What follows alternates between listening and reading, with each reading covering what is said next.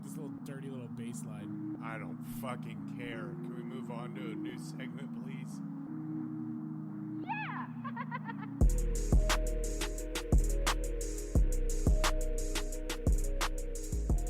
Welcome to Just Two Fans, a sports show about sports. Obviously. About life. Because sports are life. And about just whatever the hell we feel like talking about. So, let's go. What is up, everybody? What is good, y'all? I'm Jaden Friedlander. That is Eli Johnson. That's me. And joining us, as always now, is super producer Cam. Say hi, Cameron. Hi, Cameron. Oh look my at that. goodness. Look at it that. looks so They can good. see his face. Little super producer Cameron in It the looks show so now. good. You look cute today, Cameron. By popular demand, too. Baby, I look cute every day. Okay, Well, stop. Okay, just we had some fun for a minute there. We had a good time. We had some fun banter, and now that's over. It got awkward. It got awkward. How was your guys' Thanksgivings? It sucked balls, dude. Oh yeah, you're a COVID baby. Well, you're not a COVID baby. You have a COVID baby. My house, wife. my house is COVID house, and Truly a house divided right now. so we got we got through our Thanksgiving, which was Wednesday, is when we had Thanksgiving dinner, and then Thursday, Kate tested positive for COVID, and my cousins were out for like the whole weekend and just like ruined the whole thing. And then Asher tested positive, so like he couldn't even go play with the little kid. Like it was just bad. That's rough, man. Fuck Yep. COVID, dude. COVID. God, can't we be like just done with that disease forever now? It just kind of is what it is at this point. I know. It's just annoying, man.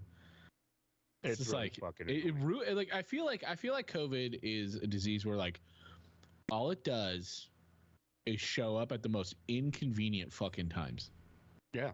Like when we were going to Utah, I was genuinely afraid that I had COVID. I just had like I was like, oh, I just have like a headache and like my throat is sore. But then I was like, I probably have fucking COVID because it's of course I'm traveling this weekend and I'm gonna have to miss my fucking flight because of COVID. Bunch of bullshit. But no, luckily I didn't. Tested the 3 days leading up to our Utah trip and we were good to go.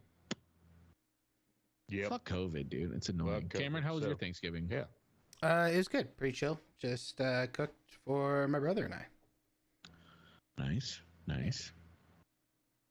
I just went hung out with some family. Yeah. I mean, pretty. I didn't get to go home because I had to work on Friday, like I always do. And so then I just like hung out with my family. Just in Salem and just went and chilled, and it was a good time. Lot to be thankful for, boys. We have a lot to be thankful for. Food, friends, family, life, fucking football, baby. Fucking football is right. That's what I'm most thankful for. When everybody's like, what are you thankful for at the dinner table? I don't say it because I feel like that's uncouth. I'm like, I love my friends and family and stuff. But really, number one in my mind is football, baby. College football. You want to be like, Grammy, it's college football. Let's not fool ourselves, Grandma. Yeah, like, quit asking silly questions. Okay. It's funny, though. I've gotten to the point in my family where people will ask me like very detailed questions about college football because they know I know the answer to them. Like my uncle's like probably one of the biggest sports fans, just general sports fans I know in my life. And he's like, so I never really understood why the Pac-12 is dying. Where did this start and how did it form into this? And I was like, let me tell you, my man. I can buckle up. It all started in 2014. Like So the day after the Pac-12 was created, it was destined for this. It started even kind of before that. Oh, absolutely. Fucking not letting Texas and Oklahoma. Anyways, I went down. I probably talked for 45 minutes about why the Pac-12 was dying. And it's sad. Yeah, I mean, it's easy to do. Yeah. Especially if you get us going on Larry fucking Scott. Fuck that guy. Oh, dude. Fuck like, him. I can't explain to the listener how much his name like genuinely fills me with rage.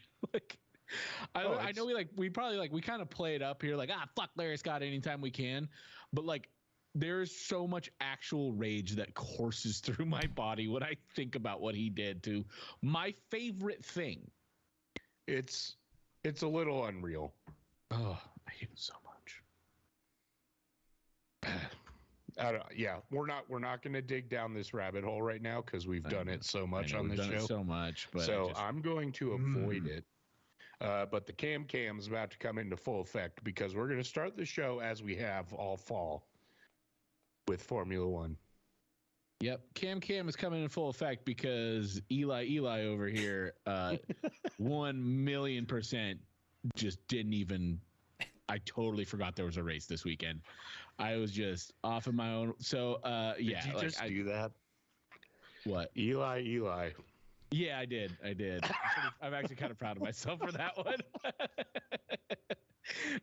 Yeah, no, I just totally forgot. So I genuinely I don't know who won. I've been focusing on other things in my life, you know? So I just totally forgot. How was it, guys? It happened. Yeah. Abu Dhabi kind of sucks.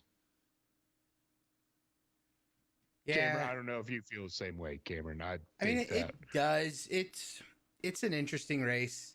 But see, I really like Yas Marina. Like, I like the circuit. It's a good looking circuit. The pit lane exit is one of the coolest and honestly scariest on the calendar. So it's just a fun race to watch. I do know one thing about this race. Okay. Is that lane is wide enough for 2 Formula One cars. Well, for one Formula One car and one Max Verstappen. And one dick bag. But yes, it is exactly too wide because he did have to kind of edge himself between everyone else's tires. What a cock, dude. I don't know how he got away with that because it's not like they were stopped. Like, yeah, the light had turned green and he was a little pissy because the Williams got out early or got out before him, even though they weren't in the line already. I mean, good on the Williams mechanic for pushing him in there going, this is our spot now. Like, yeah, right. I go here. Good luck, everybody else. And so this was during FP1 or 2, right? Yeah. This was not. What the fuck's the big deal, dude? Like, your position out on the track isn't going to make that big of a difference. Yeah. The cars in free practice, the cars get so spread out anyway. Like, if you want fresh air, you can get fresh air. Yeah, it was dumb, but season's over. I think he's just bored. He's like, what are you going to do to me? True. Honestly, that's probably what it is. He's just bored. And I mean, who wouldn't be? I mean, he won 19 races this season. Fucking insanity. Is that the most in one season? It is. Yes. It will probably go. That will be the record for a very long time. Well, maybe until next year. They're not winning. He's not winning 19 races next year. I agree with that. I think it's closed up too fast, or the field is tightened. And I mean, this race was up until kind of like the last little bit was pretty obvious or indicated that pretty well because there were like groups. It was almost like stock car racing where you had like 3 groups going around the track. And at one point, the time difference between 2nd and 14th was 1.5 seconds. Oh, wow. Like they were on each other then, you know, you had the back half and they were all within a second. So it was like a 10 car DRS chains at some point. So people are speeding up, but I kind of broke it down based on all of his wins. Before summer break, his average win was by just over 14 seconds between him and second place. It's average. With the largest gap being 33.7 seconds at Hungary. That's silly. And then the second half of the season, that gap dropped to 9.65 seconds. That's pretty average. Significant. And it was really, I mean, Japan, he finished 19 seconds ahead of second. And then in Abu Dhabi was his second largest gap at 17.9 seconds. So there were still some races, but I mean, yeah, we got into the single digits a couple of times as far as his lead. And you still had outliers like Australia. Hamilton only lost to him by just under 0.2 of a second. So it kind of ebbed and flowed, but everyone, the field got faster. So we'll see what happens next year. Christian Horner thinks, like he said earlier, that this is not going to be the case next year. They can't keep this kind of gap. Everyone was speeding up at times when Red Bull wasn't making, advancements by leaps and bounds. So yeah, we'll just have to wait and see what happens. But Checo got second in the Drivers' Championship with 2 wins. And what is that? That's half of the remaining wins. That's 2/3 of the remaining wins. 2/3 of the remaining wins. Yeah, and then Carlos eked out the single win for not a Red Bull. Wow. What a Jesus Christ. That's insane. This is really a bad season if for new Formula One fans. Just truly a terrible season to come in on, right? Especially if you're new to racing at all, being oh, I just watched the same person win 19, essentially 19 races in a row, pretty close to 19 in a row. And why do people like this sport? Right? Because they don't because new racing fans, myself included, when I was brand new to it, all I cared about was who was winning. I didn't care about the 10th place finish, right? I didn't care about any of that. Now I do, but it's a bad season. So if you were a Formula One fan for the first time this year and you came into the season, it gets better. It does get better.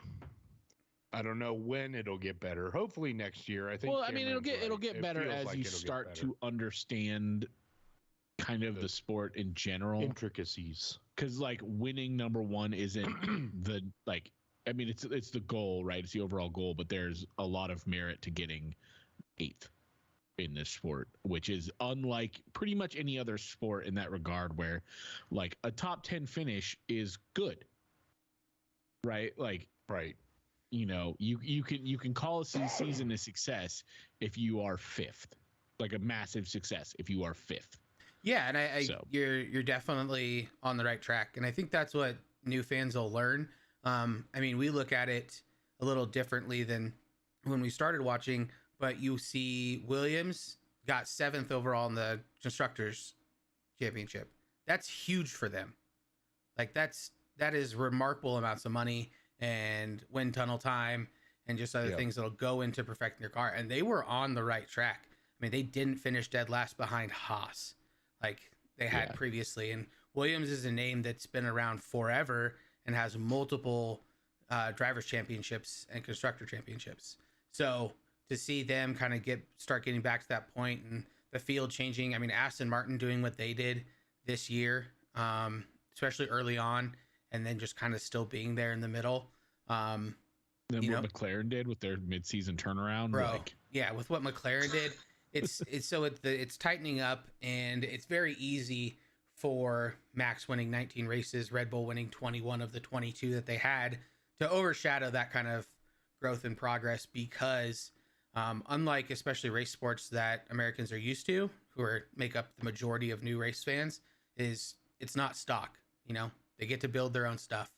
If one stock car team in NASCAR and one of the NASCAR series had 19 wins or whatever, or won 85% or 90% of the races in a season, heads would roll, because it just won't happen. So it's it's interesting. It's a good season. I still love the racing. You just had to watch their feet, guys. It's exciting if you watch their feet. But next year's going to be a good year. 95 days until race day. So that's nuts, man. Yeah, and the next year's season starts February 21st in Bahrain with testing. So just enough time for Lewis Hamilton to come back to Colorado, catch a Broncos game, and then go up to his house in Beaver Creek. Do some snowboarding. Yeah. But the season next year starts the 21st with testing and ends. The finale is in Abu Dhabi on December 8th because they added a 24th race. We got China back for the first time since 2019. Right. I was like, what did they add? Yeah, China's coming back.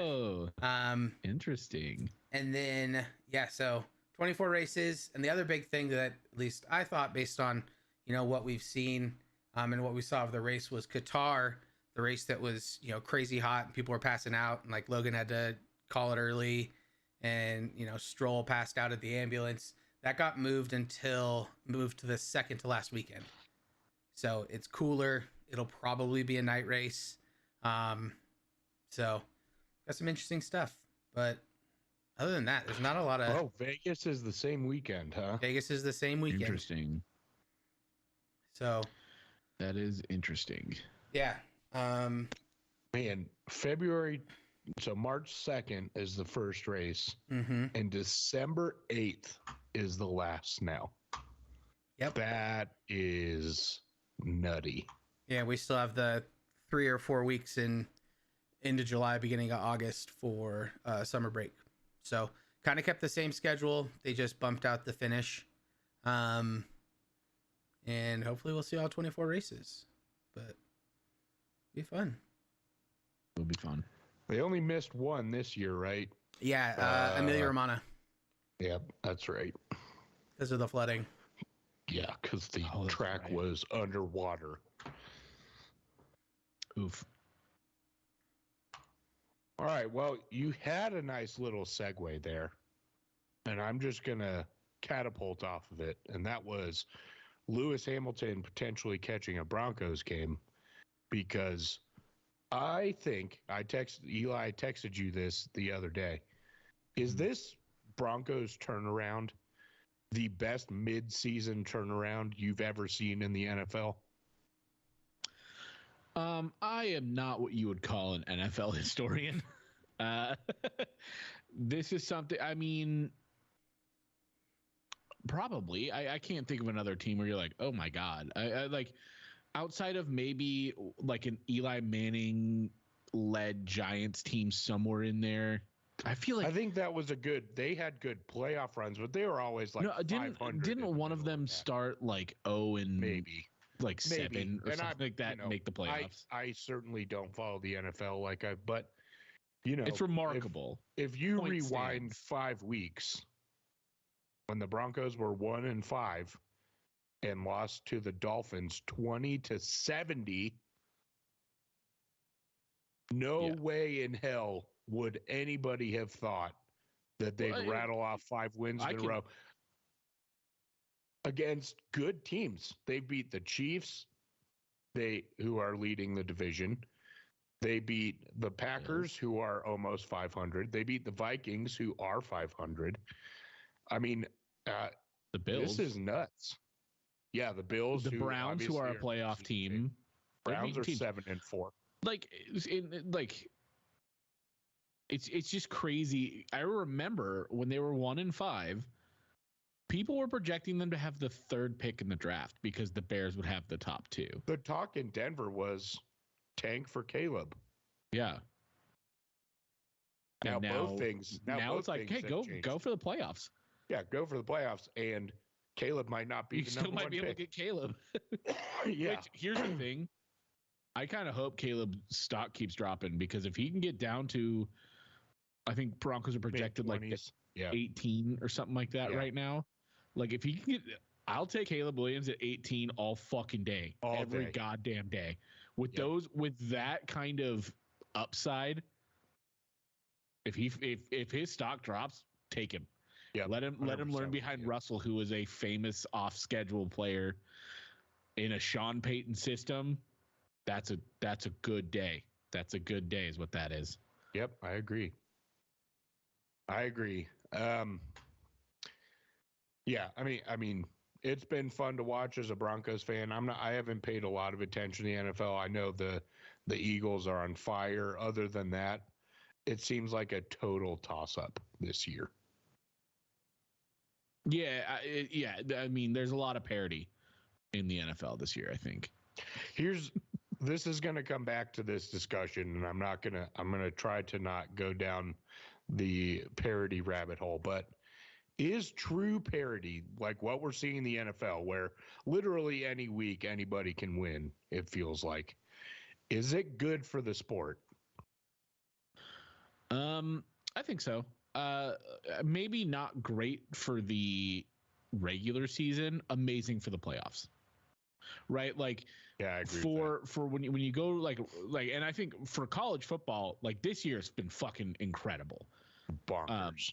It's been incredible this year, but with the NFL, I think for the regular season makes it a little more, I don't know, boring, because you're just like, I mean, maybe not. I don't know. Like, I guess I'm like kind of out of tune with like the NFL fandom, just because like I don't really pay attention to the NFL as much. I watch football all day Saturday. Like, I can't do it all day Sunday either. I got shit to do. Like, so yeah, I don't really watch the NFL all that much, so I don't really know. Yeah, I mean, it's tough, right? Because we don't watch the NFL. Like, I wish we had some NFL fans watching. We probably don't. Because I'd like to hear what people think. Like, is it good to go? I would imagine it is good to go into every NFL game and say, unless the Panthers are playing the Eagles, right? That's pretty much a given. But pretty much any other game, anybody can win. And I would imagine that's a good thing if you're just casually viewing. And even then, isn't the Eagles' only loss is to the fucking Jets, who are terrible. Like, you never know. That's right. It was to Zach Wilson. That is correct.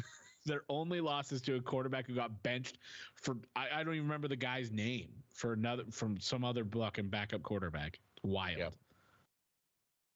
Yeah, I mean, it is wild. I don't have the bandwidth to keep up with the NFL with my college football fandom.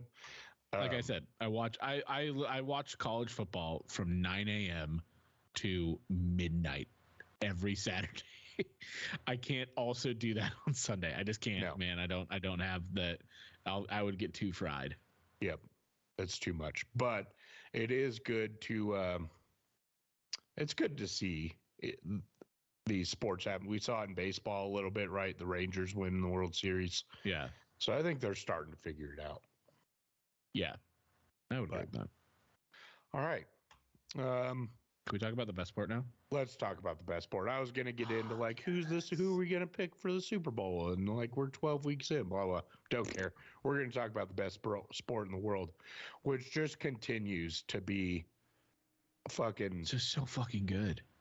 Unreal this year. Just so good. It is unbelievable right now. I love this sport so goddamn much. I'm really sad it's about to end. Yeah, I mean, and then next year it's going to all be different. But man, what a way to send it. This final year of somewhat normalcy, right, in college football. Yep. Just full send. Let's start with the rivalry weekend recap, and then we'll get into some coaching carousel news because there's a lot, turns out. Because that's what happens. Let's see. Where do we start? Let's start with the Pac-12 as we normally do. Always. We will go in order. Let's just start on Friday. We had the Civil War. I'm calling it the Civil War. I will always call it the Civil War. I'm done with this nonsense of not calling it the Civil War. So it's the Civil War, especially since this is the last iteration of it. For now. On paper. For now.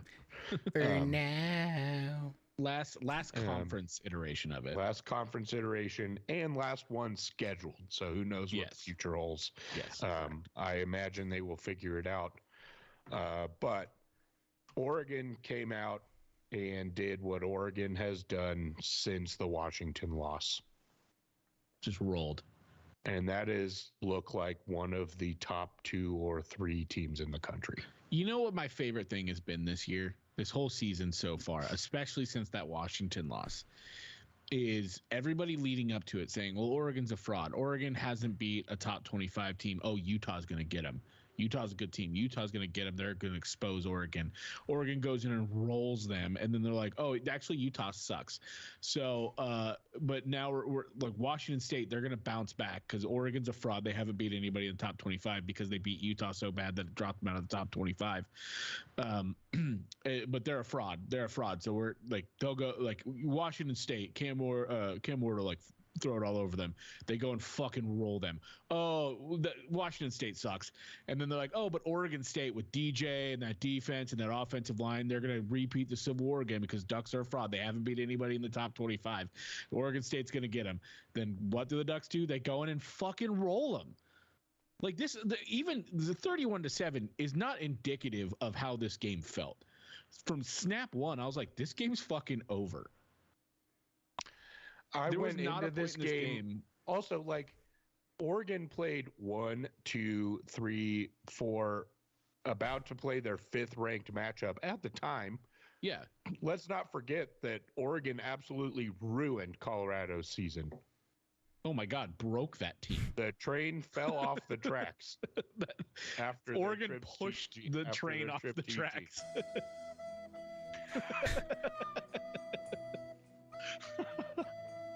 Exactly. That's what happened. You know, again, Utah ruined that team. It ruined Washington. Washington has looked bad. Not bad. Washington has looked very mid since that Oregon game. This Oregon team just breaks people, man. Here's Oregon. So Oregon State going into Friday, right? So again, the narrative, like you said, after that game is Oregon State's not that good. Now the narrative is, well, Jonathan Smith told them they were leaving right before the game, so they were all distracted. It's not true. The AD came out and said that's not doesn't fucking matter. It doesn't matter. But do you? So they had 3 losses going into Friday. You know what the combined point spread in those 3 losses was? Like 12, right? It's not a lot. No, didn't they get rolled by somebody? Oh, it was 8. Jesus, they lost to Washington State by 3. They lost to Arizona by 3, which Arizona, let's talk about that for a second. That team's being talked about as the best 8-3 team out there because of how they played the second half of the season. They are. And they lost to Washington by 2. Yeah, like. And then Oregon comes out and beats their ass by 23. I mean, what Oregon this team can do is the point spread of the other 3 games. Here's the thing, man, and like you can just see, like, so from the first drive, I knew exactly what Oregon was going to do that entire game. 100%. And that was do exactly what Oregon State did to them and then just completely out physical them. You could tell from the beginning, because like the way to beat this Oregon State team, and I said this, was to beat them on the outside very quickly, and then they have to like push people. They have to spread out a little bit, and that's where they're weak. Nope. Guess what Oregon did? The exact opposite of that. They attacked the inside, and they rolled them. And it's not necessarily like the rushing numbers weren't off the charts, right? But like they attacked over the middle on passing. This team, like, they'll beat you whatever fucking way. This is why I'm like very hopeful for this team, is because they can play any style of football and play it well. I mean, you wanna line up big boy against big boy, they can beat you there. You want to spread it out and go as fast as fuck, they can beat you there. You want to run trick plays, they can beat you there. Like, it's just that's why I'm so excited about this team right now, is like they just go in and they just beat the ever-loving shit out of everyone. They've Even left if the score no doesn't doubt necessarily illustrate this, right? Because like this game felt like a 50-7 game. It really did. And it's felt like that the entire second. Like, let's just go through all the results after Washington, right? So after the Washington loss, you beat Washington State 38-24. Let's not forget that includes 8 points in garbage time by Washington State. Mm-hmm. So that's really a 38-16 win. Yeah. Rolled. Utah 35-6. Rolled. We were that Oregon game. Could have scored 60. Or yes. Cal 63-19 in the rain. Mm-hmm. Again, Bo Nix didn't play most of the second half. Yep.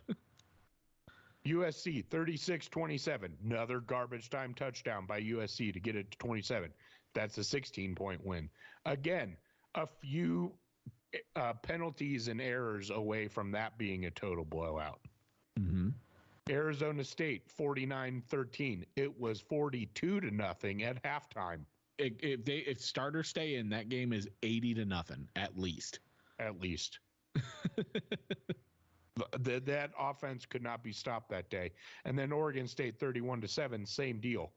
Yeah. It felt like they could have just scored at will. Here's the thing. They took their foot off the gas in the second. I've been on Twitter too much. And this whole debate between Jaden Daniels and Bo Nix is driving me up a fucking wall.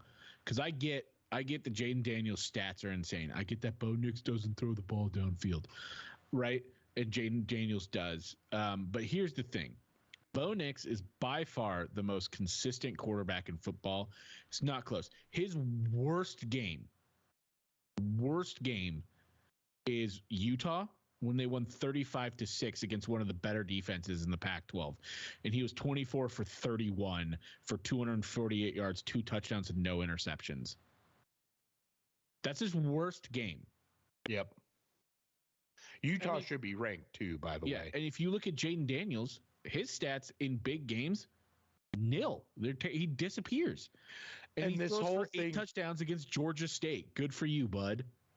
The fact that SEC fans are out here trying to say Bo Nix had to leave the SEC to be who he is. Yeah, look at Jaden Daniels. Where did Jaden Daniels come from?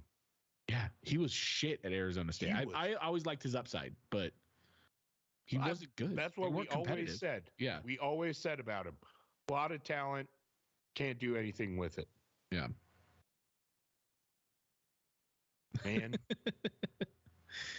And if I could just reach through the television and punch Paul Feinbaum in the fucking teeth. Dude, he's such a homer. That guy is such a cock. He can't analyze football for shit, dude.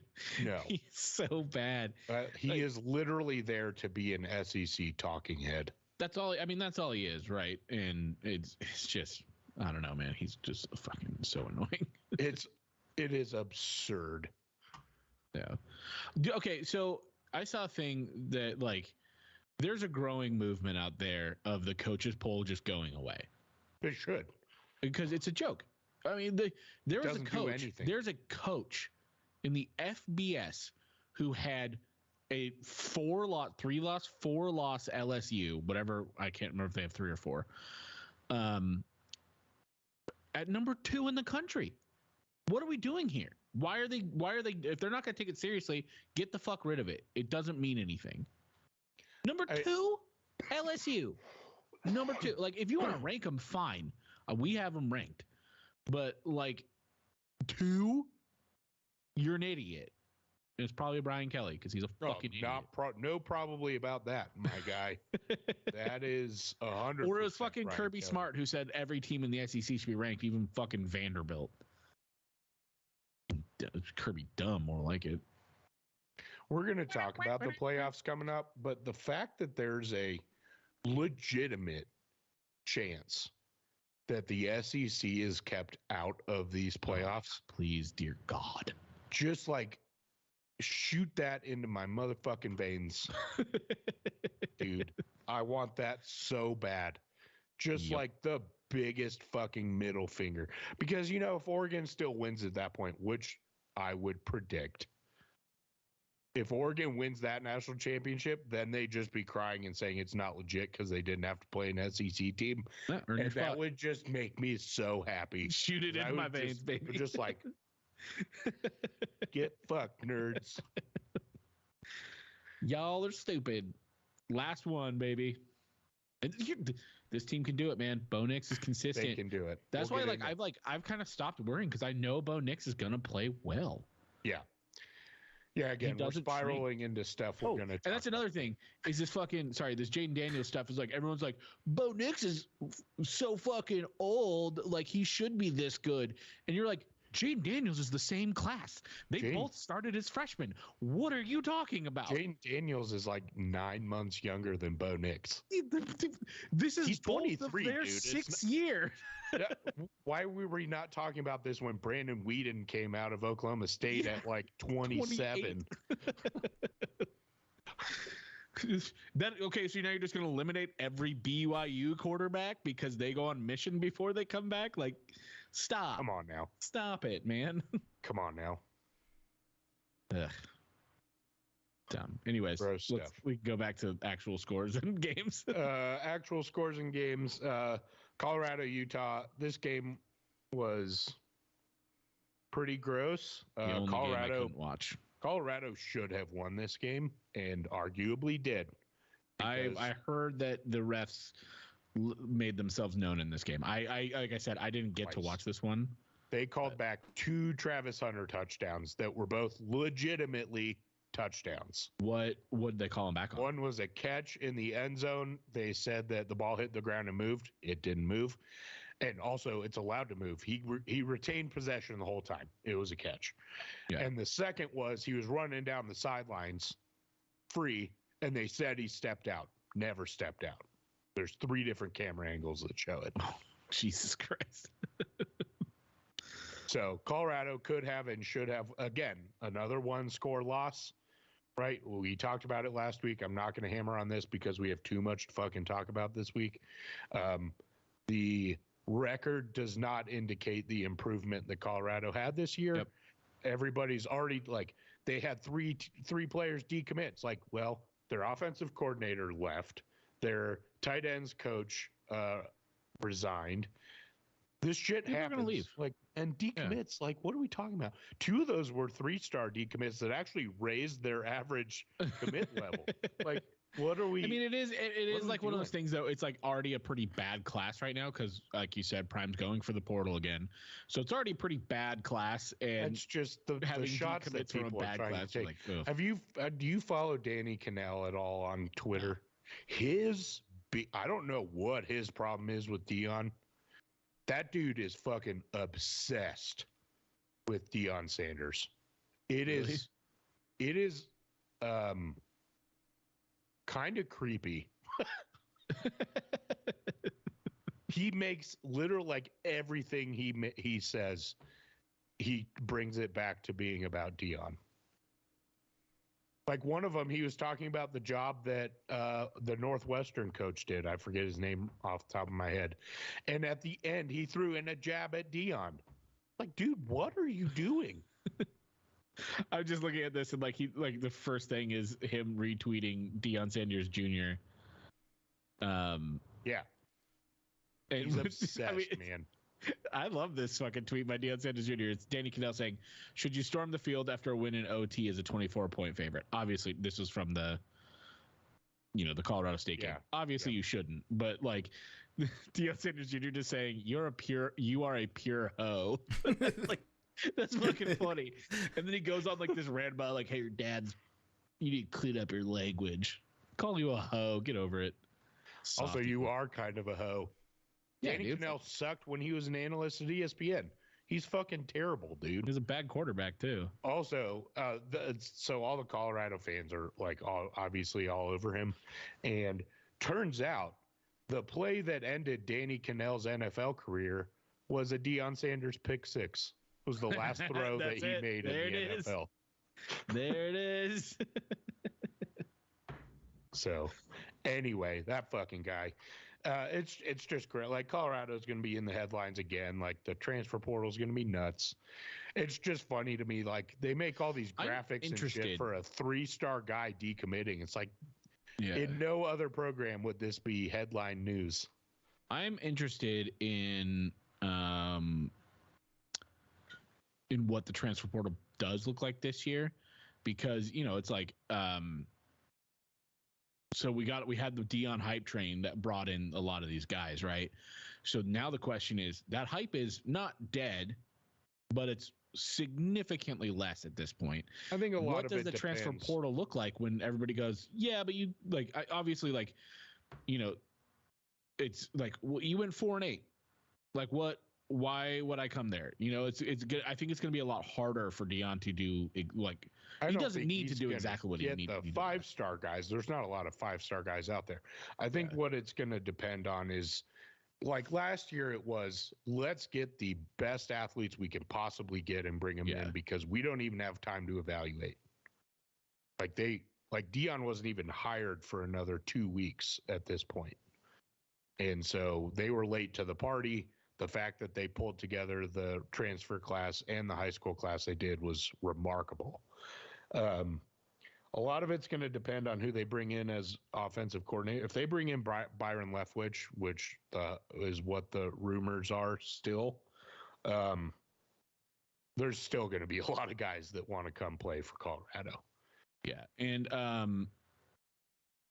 I do want to push back on you a little bit. You said they don't make graphics for 3 stars decommitting. Clearly, you don't follow Hayes Fawcett because that dude makes graphics for fucking everything. I mean, I'm sure they do. It just like the amount of attention that it gets. Hayes Fawcett, dude. He just fucking everything. Every recruiting thing has some graphic that he makes, and you the graphics. Just every single one. It's pretty funny. So anyway, Colorado finishes 4-8. Not a surprise with 5 of those being 1 loss, 1 score loss. Got to turn that around. 8-4. Utah finishes 8-4. Cam Rising coming back for his 12th season. Guy's gonna die on a college football field. He is, but nobody's gonna talk about how old he is. No way, man. I mean, here, I'm going to go back to my preseason predictions here once we get back to the end of this. Arizona routes Arizona State. No surprise there. Arizona's on a fucking roll. Good luck to whoever plays them in a middle tier bowl game. Oof. You're going to get. Yeah, it's going to be ugly. Schmaked. Notre Dame destroys Stanford. Again, no surprise. Here's the thing, though. Stanford won the first quarter. I feel pretty vindicated. Stanford did win the first quarter. And then they got trounced. But they won the first quarter. So won the first quarter. I'm going to say I didn't pick Stanford to win it all, just the first quarter. And Cal beat UCLA badly in the last regular season Pac-12 game. R.I.P. But Chip Kelly's staying at UCLA. For now. They said he's back. I know, but for how long? 1 more season at least. Yeah, we'll see. But that's the right move. Yep. You don't need to navigate a new conference waters with a new head coach. That's that is a scary proposition. Yep. So that brings us to the final Pac-12 standings. Thank the good fucking Lord, whoever's out there, that this conference came to their goddamn senses. Yes. And got rid of divisions, unlike the Big Ten, which we'll talk about that in a second. But this conversation we're having right now has a very different tone to it if this was even 3 years ago. That's ridiculous, man. We would be talking about a Washington, Arizona. Which would be fun to watch. Would be fun to watch because the first game was fun to watch. Mm-hmm. But Oregon would be eliminated from playoff contention, anything. You know what's great? Was 3 years ago. It's the Big Ten is getting rid of divisions next year. They don't have a choice. You don't have a choice when you have fucking 80 teams in your conference. You can't have divisions anymore. Still, that's money, baby. Could you imagine, like, if we get to a point where, like, because this Oregon-Washington game is going to be Thanksgiving weekend. It's going to be rivalry weekend. Mm-hmm. Or Michigan-Ohio State. You're going to have potentially Oregon-Washington back-to-back weeks or Michigan-Ohio State back-to-back weeks. Hell yeah, dude. Hell yeah. That shit's nuts. Spoiler alert, next year, I don't think Washington is in the conversation. Oh, no. I'm just saying. Yeah, if it were this year. It's a possibility. Yeah. Well, this year it would be Washington, Michigan. So thank God it's not this year. Yeah, for real. Scary shit. Again, hopefully the stars are aligning and we can just like get through this and it'll all be good. But we'll get there in a second. Preseason predictions. These were mine. Yours were relatively close. I think I remember where we differed. Yeah. So I had Oregon 1, USC 2, Washington 3, Utah 4, then Oregon State, UCLA, Colorado, Cal, Arizona, Arizona State, Washington State, Stanford. The season ended up somewhat close to this. The outliers are USC was way worse than we both thought. Yes. I think we both had USC at 2. You had USC at 1 and then losing to Oregon in the Pac-12 championship. Oh, that's right. That's right. Yeah, okay. I had USC at 2 winning the Pac-12 championship because I said I'm using reverse voodoo magic and saying if I don't pick the Ducks, they're going to win. That's what I did. Yeah, go ahead. Utah at 4 and Oregon State at 5. We kind of said those were pretty even. Then UCLA, CU, and Cal. So obviously Colorado's the disappointment there. Arizona is the team that stands out. Arizona. List. So I was higher on Arizona than you were by a smidge. By like 1 or 2 spots. Yeah, I had them. Neither like of us had this anywhere near 3. No. To be fair, neither of us knew about Noah Fafita and the way he would play. That is very true. Colorado stands out as well. I mean, I didn't expect them to be last in the Pac-12. I did actually. I think I predicted them at 4 and 8. Not the way it went down, though. I did not predict it that way. Correct. But I did predict them at 4 and 8. I just didn't expect that to be last in the Pac-12. Yep. Yep. Can I give myself a little bit of credit here? Because at the beginning of the season, in my preview, I said the Ducks are going to lose 1 game, and it's going to be on the road at Washington by 3 points, and then they're going to win the Pac-12. I didn't think it was going to be against Washington. I didn't think they were going to get a revenge game, but I think I said they're going to lose by 3 in Washington, and then they're going to win it all. And so far, the magic is there, baby.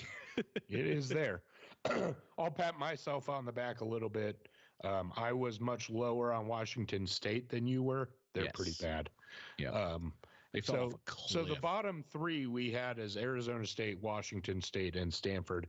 That held true except for Colorado's demise. Yeah. And record-wise, Colorado State's above those 2 overall record-wise, not conference record. Yeah. So, I think we had it pretty good. We did I think we did pretty good. Arizona, I mean, the thing about it, there are outliers with pretty extenuating circumstances, right? Like Arizona is a pretty extenuating circumstance. Yeah. Utah, pretty extenuating circumstances, right? We had them. I guess we had them. Rising was going to be their quarterback. USC, that's an outlier, and that is nobody expected them to be as bad as they are. Nobody. We thought their defense was going to be improved. Turns out, way worse. I didn't expect Lincoln Riley to be a total bust. I didn't either. And Caleb has kind of lost his mental game the last couple of weeks. Yep. Yeah, man. I don't know. I feel like we did pretty good. I think we did pretty fucking good. We did pretty good. And our in season, Andy was texting me, and I'm sure he's going to hear this when he listens back to the podcast. He's like, your guys' best bets suck. I was like, listen, man, here's the thing about the best bets. If you sandwich them with the weeks outside of when we bet on those teams, it is right on the fucking money. I know, dude. Look at Oklahoma State. Exactly. They shit the bed 1 fucking week, and it was the 1 week I was like, this is the game that they're going to be good on, guys. And then they get blown out. Yep. Like they completely South forgot how to play Alabama. football for 1 week this entire year. And of course it's the fucking week I pick them. Yep. Like they're a good football team. He did admit that our Pac-12 predictions have been pretty on point. Oh yeah. Yeah, we've which fucking they have. that. Yeah. It's almost like we really closely cover the Pac-12.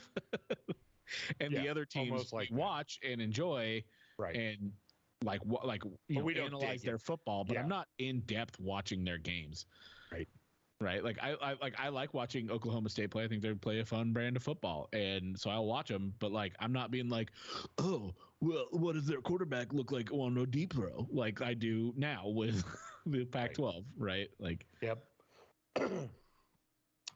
Agreed. All right, let's talk about some other games that happened around the country. I'm going to focus on the ones that have playoff implications. I know there were this was probably the best rivalry week that I can remember.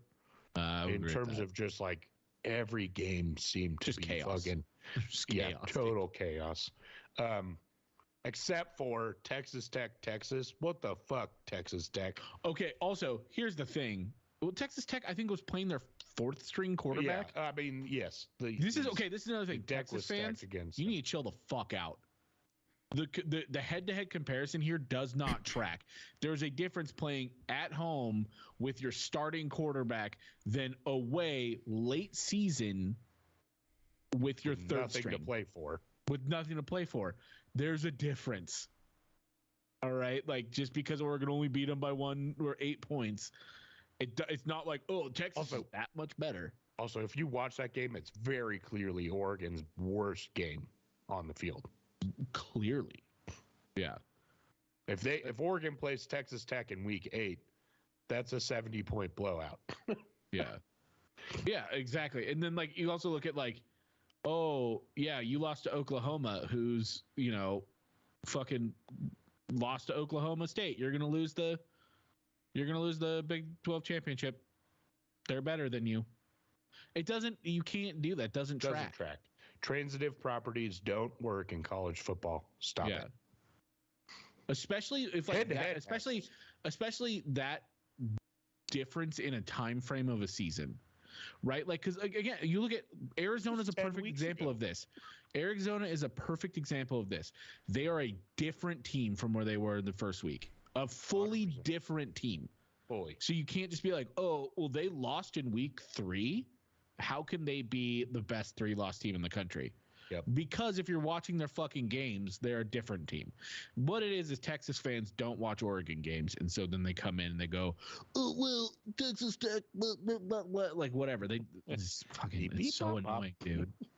So annoying. I get fucking annoyed, dude. Oh, it's nuts, and the amount of crying that's going to happen next week is. Don't care, baby. Just shoot it in. I love it. Fucking, it's already ramping up. It's already there, and I am so here for it. Oh, yeah. Death taxes and the Iowa under. Death taxes and the Iowa under, baby. Iowa 13, Nebraska 10. Fucking so beautiful, dude. Okay, here's the thing, man. It is the ugliest fucking football I've ever seen in my life. Gross. I loved watching every fucking snap of that game. It is disgusting football. So fun to watch. I agree. And then watching Nebraska get held out of a bowl game after losing 4 games in a row to end the season against teams that they should have beat. Just Nebraska wasn't a bad team this year. It warms the heart. They weren't a good team, but they definitely shouldn't have lost to Michigan State. Michigan State was in shambles. Lost to Michigan State, Maryland at home, Wisconsin. Maryland should have won that game no matter what. At Wisconsin. I think they should have lost that one too. And home against Iowa, you should win that game. You should win that game. I love it. I love it.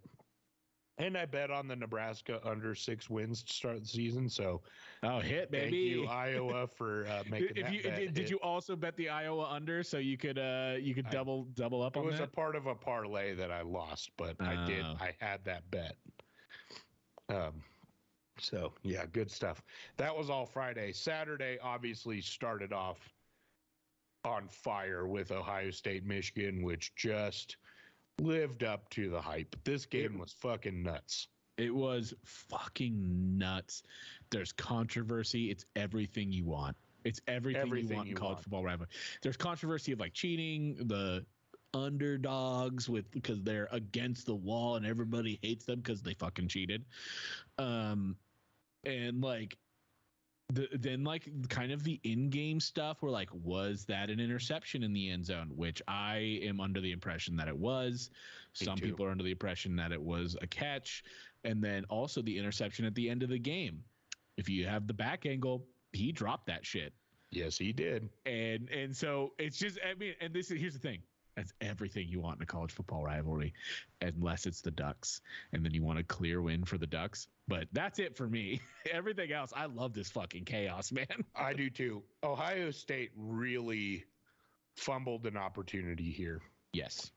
And that is to go into Michigan, slam the door shut in the middle of a controversy, and absolutely ruin your rival. Because if Ohio State goes in and wins that game, it brings validity to all the cheating rumors. It devalues the 2 Michigan wins the last 2 years against you. Yeah. And instead, Michigan wins this game, and it validates Michigan. Big. I mean, Kyle McCord like absolutely regressed in this game. Like he'd been playing 100%. Pretty well up until this game. Like man. He had his his worst game of the season, actually, or one of. I mean, the 2 picks are rough. It's really bad, man. But yeah, no, I mean, it was a fun game to watch, though. I was right there for it, and the greatest part about it is like that was win-win for Oregon. Oh, 100%. As a fandom, you're like, yeah, dude, fuck yeah. Although I kind of wish it would have been a blowout one way. That would have made things a little bit easier. Because then it would expose one team and keep them for sure out. Doesn't really matter, but just kind of preference-wise, that would. With the way we'll talk about the playoff scenarios, with the way this season's shaking out, I don't see a non-conference champ getting in. With the way we'll talk about it. We'll talk about it. Yeah. I think we texted during the game here, and I'm starting to lose my voice, which is fucking awesome. The one thing I kept thinking during this game, and I think everybody on this show kept thinking during this, is Oregon will beat both these teams. I think I texted you guys, Oregon dusts both these teams. Yeah. It's like we're talking about playoff scenario. Like there's one playoff scenario I'm rooting for hardcore because it's an easy path for Oregon to a win. Oh, there's several. Yeah. There's several. There's basically one scenario that I don't want. None of these teams, Georgia, Alabama, are the Georgia Alabamas of the past. Yeah. None of them, including Georgia. It's the one team I really don't want to play, but it's not Georgia of last year. I will take Oregon against every single other team. I agree with you. We'll get to that. Yeah. Speaking of Georgia Tech, another one where Georgia just can't pull away. Yeah. This is not the Georgia team of the last 2 years. I've said it all season. They kind of hit their stride for a couple weeks, still gave up more points than they're used to giving up in those games. I'm telling you, man, to be fair, this team's vulnerable. Georgia Tech has a great offense. Yes. But they're bad still as a team. They're 6-6. Yeah, they're 6-6. They've lost to every good team they've played, except for technically North Carolina, but odds are, I mean, jury's still out on if North Carolina was any good this year or not. And then they also lost to Bowling Green, who had a surprising good season. Never mind. They did not. Wait, hold on. Am I looking at the wrong thing? Yeah, they were 7-5. Surprisingly good season. But I mean, it's a good example of like, one, it's rivalry week, so you can't read too much into all this stuff. But you're like, Georgia couldn't pull away from a pretty mediocre Georgia Tech team. Unless the teams were bad. Tennessee is kind of the outlier, and Ole Miss and Missouri. Missouri, they only won by 9. Ole Miss is the one where it was like, that is the Georgia we expect to see. Yes. Mm-hmm. But it only happened once. I guess you can maybe say the Kentucky game. But like Tennessee's also not a great team. They won by 28, so they won by 4 touchdowns. Yeah. No, I'm not saying this is like not a good win or anything, but like Tennessee's not that good. No. Yeah, they have like 2.5, 3 games that you could say that is what I expect out of the number 1 team in the country. Yeah. Other than that, it's been relatively underwhelming. Now, that is very relative, obviously. Yeah, well, I mean, we're comparing to, 2-time defending champion here. Yeah. Also, for everybody who keeps being like, Georgia needs to get in regardless because they're 2-time champion, blah, blah, blah, blah, blah. Nope, fuck off. Last year doesn't fucking count. Does not matter at all. It doesn't in the factor. Matter. And I don't think the committee would even remotely think that way. But people got to stop with this shit. Like, that was last season. It's a whole other season. Talk to Colorado about that. They have 9 yeah, exactly. It's a totally different team. Totally different. Colorado is not what they were last year. Neither is Georgia. Yep. Don't know what to tell you, man. Just because they won last year doesn't mean they're going to win this year. They lost their fucking quarterback. Exactly. Who was a linchpin of that. Anyway, sorry. And most of their defense. Yeah. Somehow we forgot. I skipped over the Apple Cup in our Pac-12 recap. So we're going to talk about it now. Again, another example of Washington squeaking by.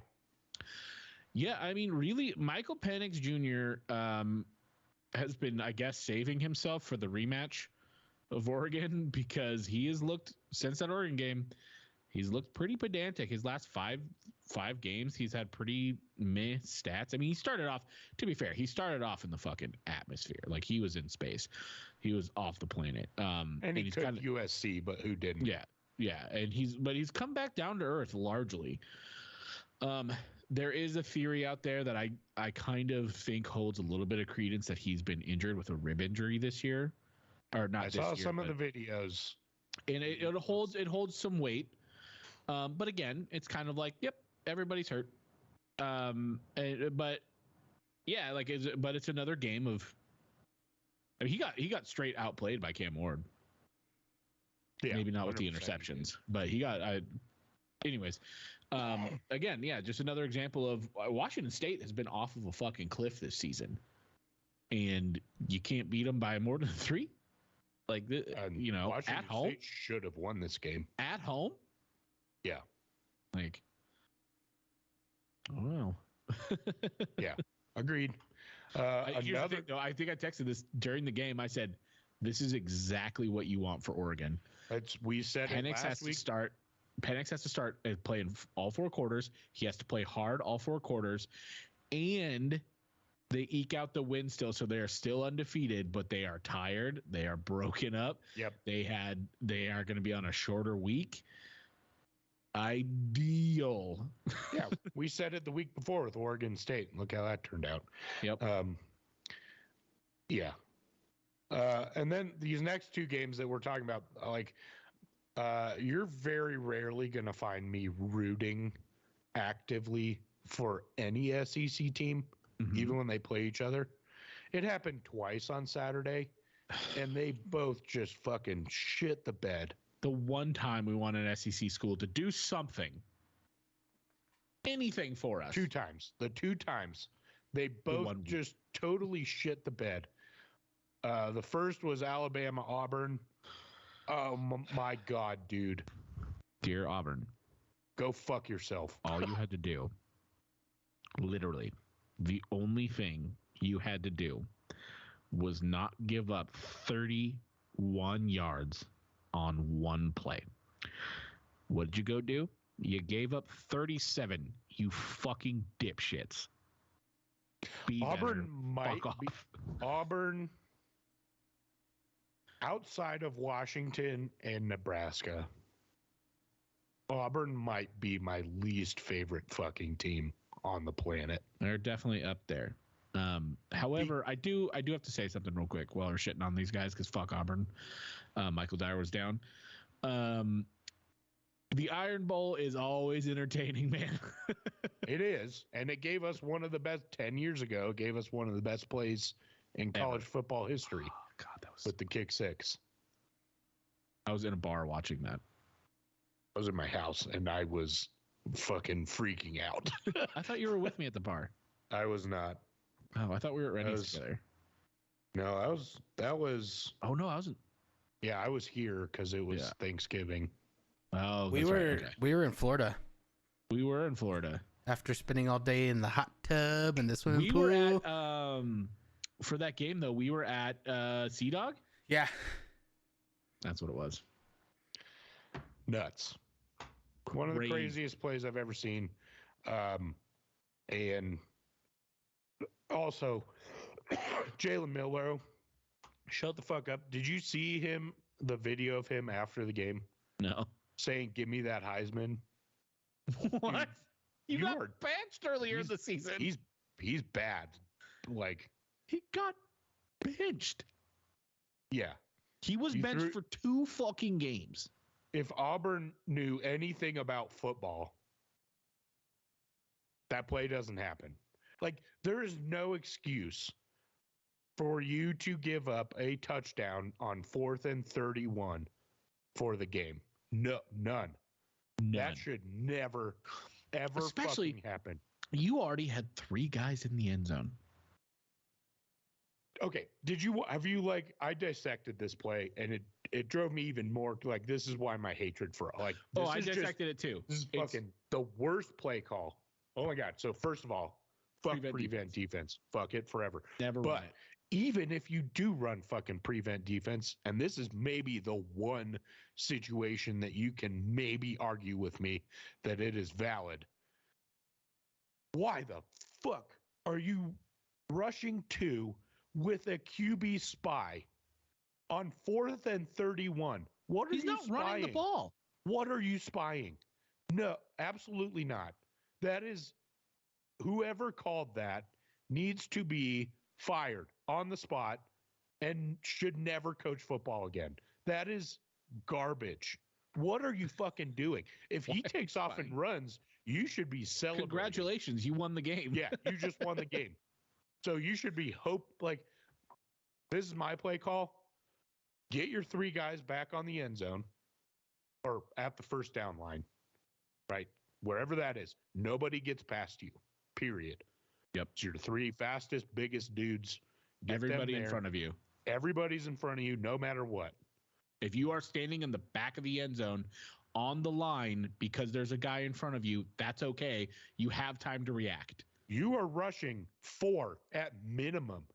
If you were paying attention to the fucking football game that was happening that day, if you got any pressure on Milroe, he couldn't do shit.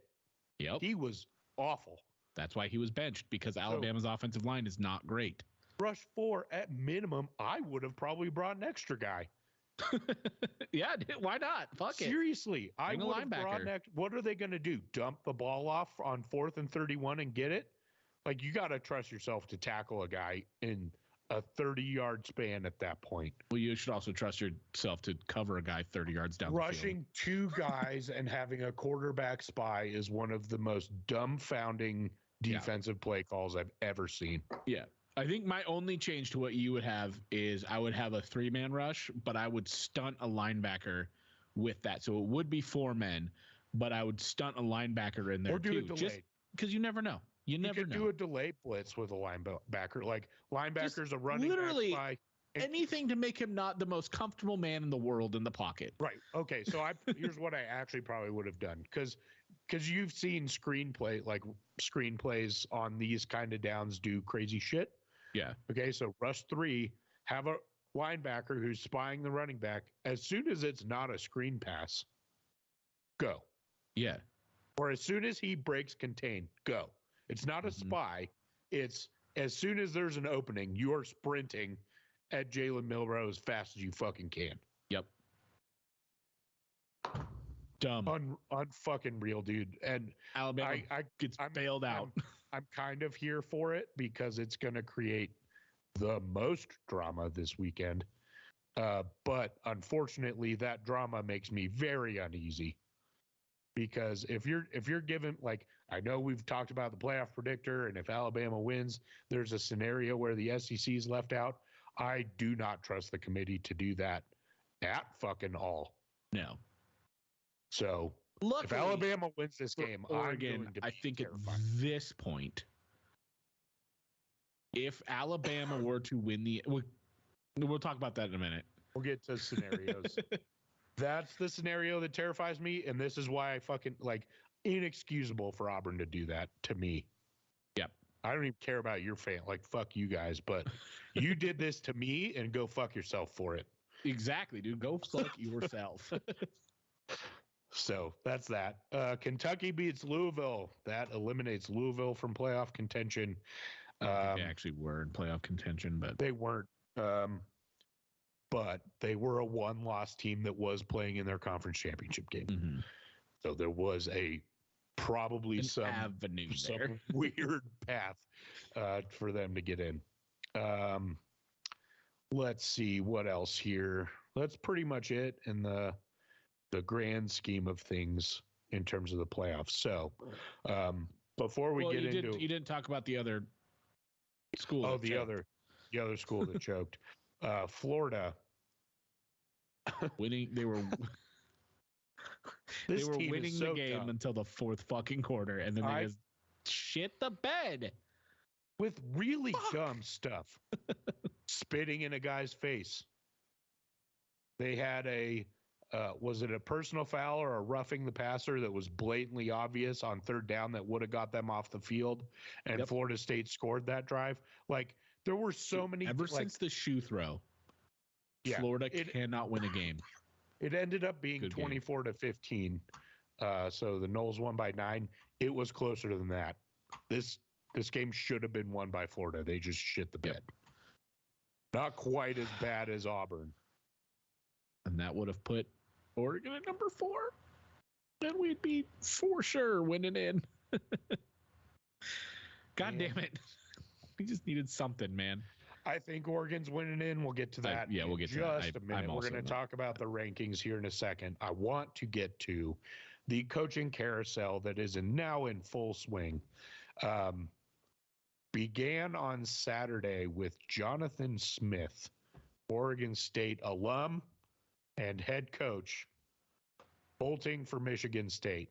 And if there's ever something that's going to get me to sympathize with Beavs, it's a head coach bolting for Michigan State. I mean, just in general, dude, I feel so bad for Oregon State. I really do too. As much as they are the rival, not having a conference really, because we joke about the Pac-2, but that's not real. Actually, it is, but yeah, go ahead. It's not going to stay that way. There's not going to be a conference for 2 years. Really? I didn't see that. They have they have the scheduling alliance, but they've been grandfathered in to be a 2-team conference for 2 seasons. So one of those teams is going to be at the 12-team. They'd have to be an at-large. So they lost their auto bid. Oh, gotcha. But they retain eligibility. That's fucking hilarious. And then they also lose their coach, as they've also lost the Civil War. In embarrassing fashion. In embarrassing fashion. That's rough. Really rough. I do feel for them. I don't feel for the loud Oregon State fans on Twitter that are fuck those guys. Fucking terrible. Yeah. Don't feel bad for you fucks at all. You deserve every bit of this. But true Oregon State fans that are reasonable, I feel bad for you because I can't even imagine being in the situation you're in. So right now. you had texted me asking a question, and I want to get your take on this, because you asked me, is it worse than Taggart or Cristobal in the way Smith is handling this, or is it the same? I was kind of along the lines, it's pretty close to the same. But you seem to kind of hint that you think it's worse. Let me hear why. I think it's worse. Cristobal was worse than Taggart, so I think they've all one-upped each other. Okay. Taggart was bad, right? But that was typical coach speak. If you were reading between the lines, like Taggart was fucking out. Yeah, but Oregon's not used to that.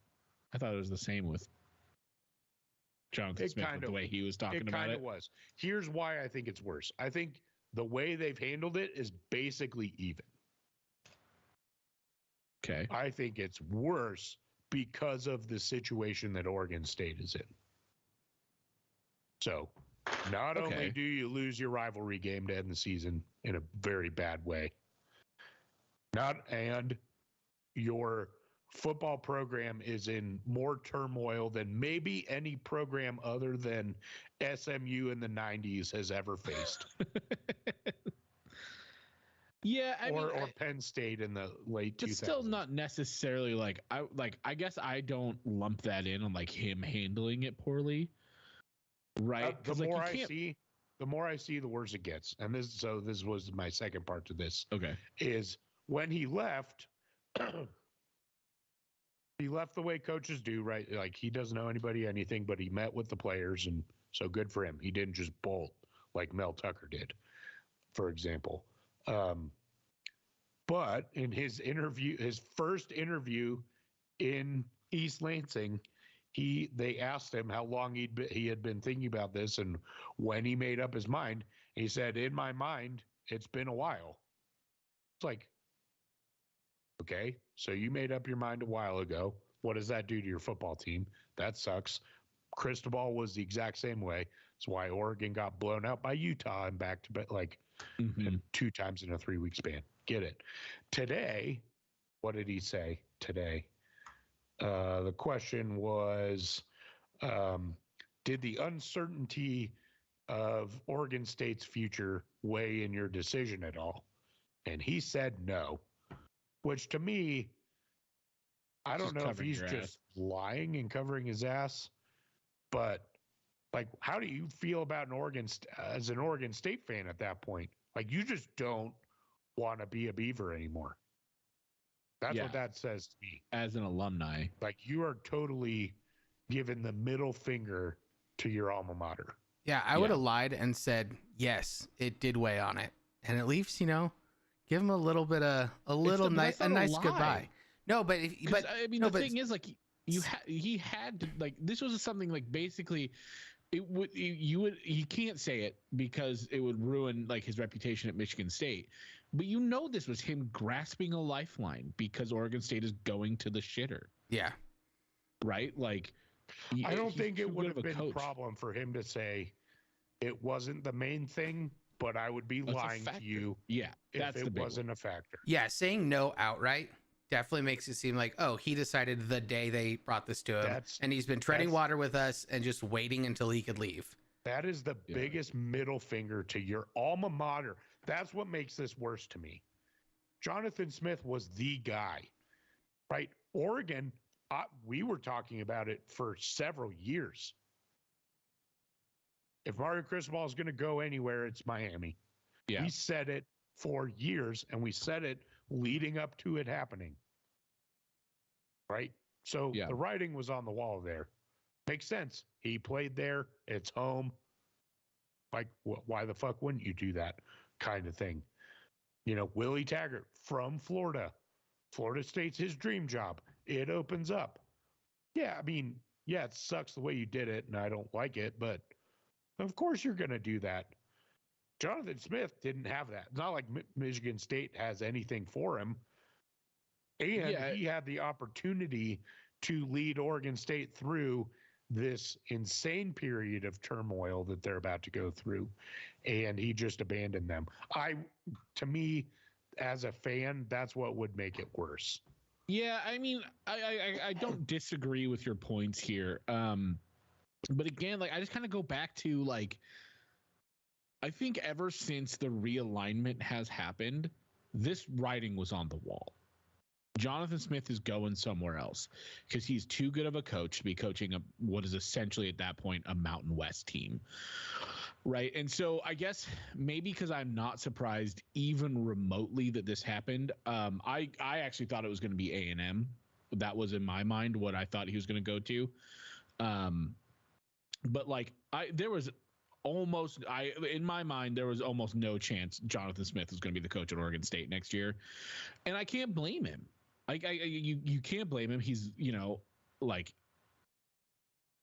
it's a lifeline. He's got a clear path and future here. You have to look out for yourself. I totally get it. And I mean, the fact that like he came out and was like, no, that wasn't a factor. That's bullshit, man. Like, you're straight up lying. Don't lie. Just like you talked about transparency in your interviews, which people respected because you were like, yeah, we're working on shit. We're working through shit. And he never said I'm staying here. He never said I'm leaving. He said we're trying on working out some sort of vision. Now the Oregon State AD has kind of come out and hinted at that he wasn't actually trying. But again, with the uncertainty of conference, with the uncertainty of scheduling, with the uncertainty of recruiting classes coming in and the transfer portal exodus that is bound to happen at this point, I don't blame the guy for going. And I don't either. And same with Mario Cristobal. I was like, I don't blame him for going, and I'm actually glad he went because Oregon's I think in a better spot now than they would have been with him.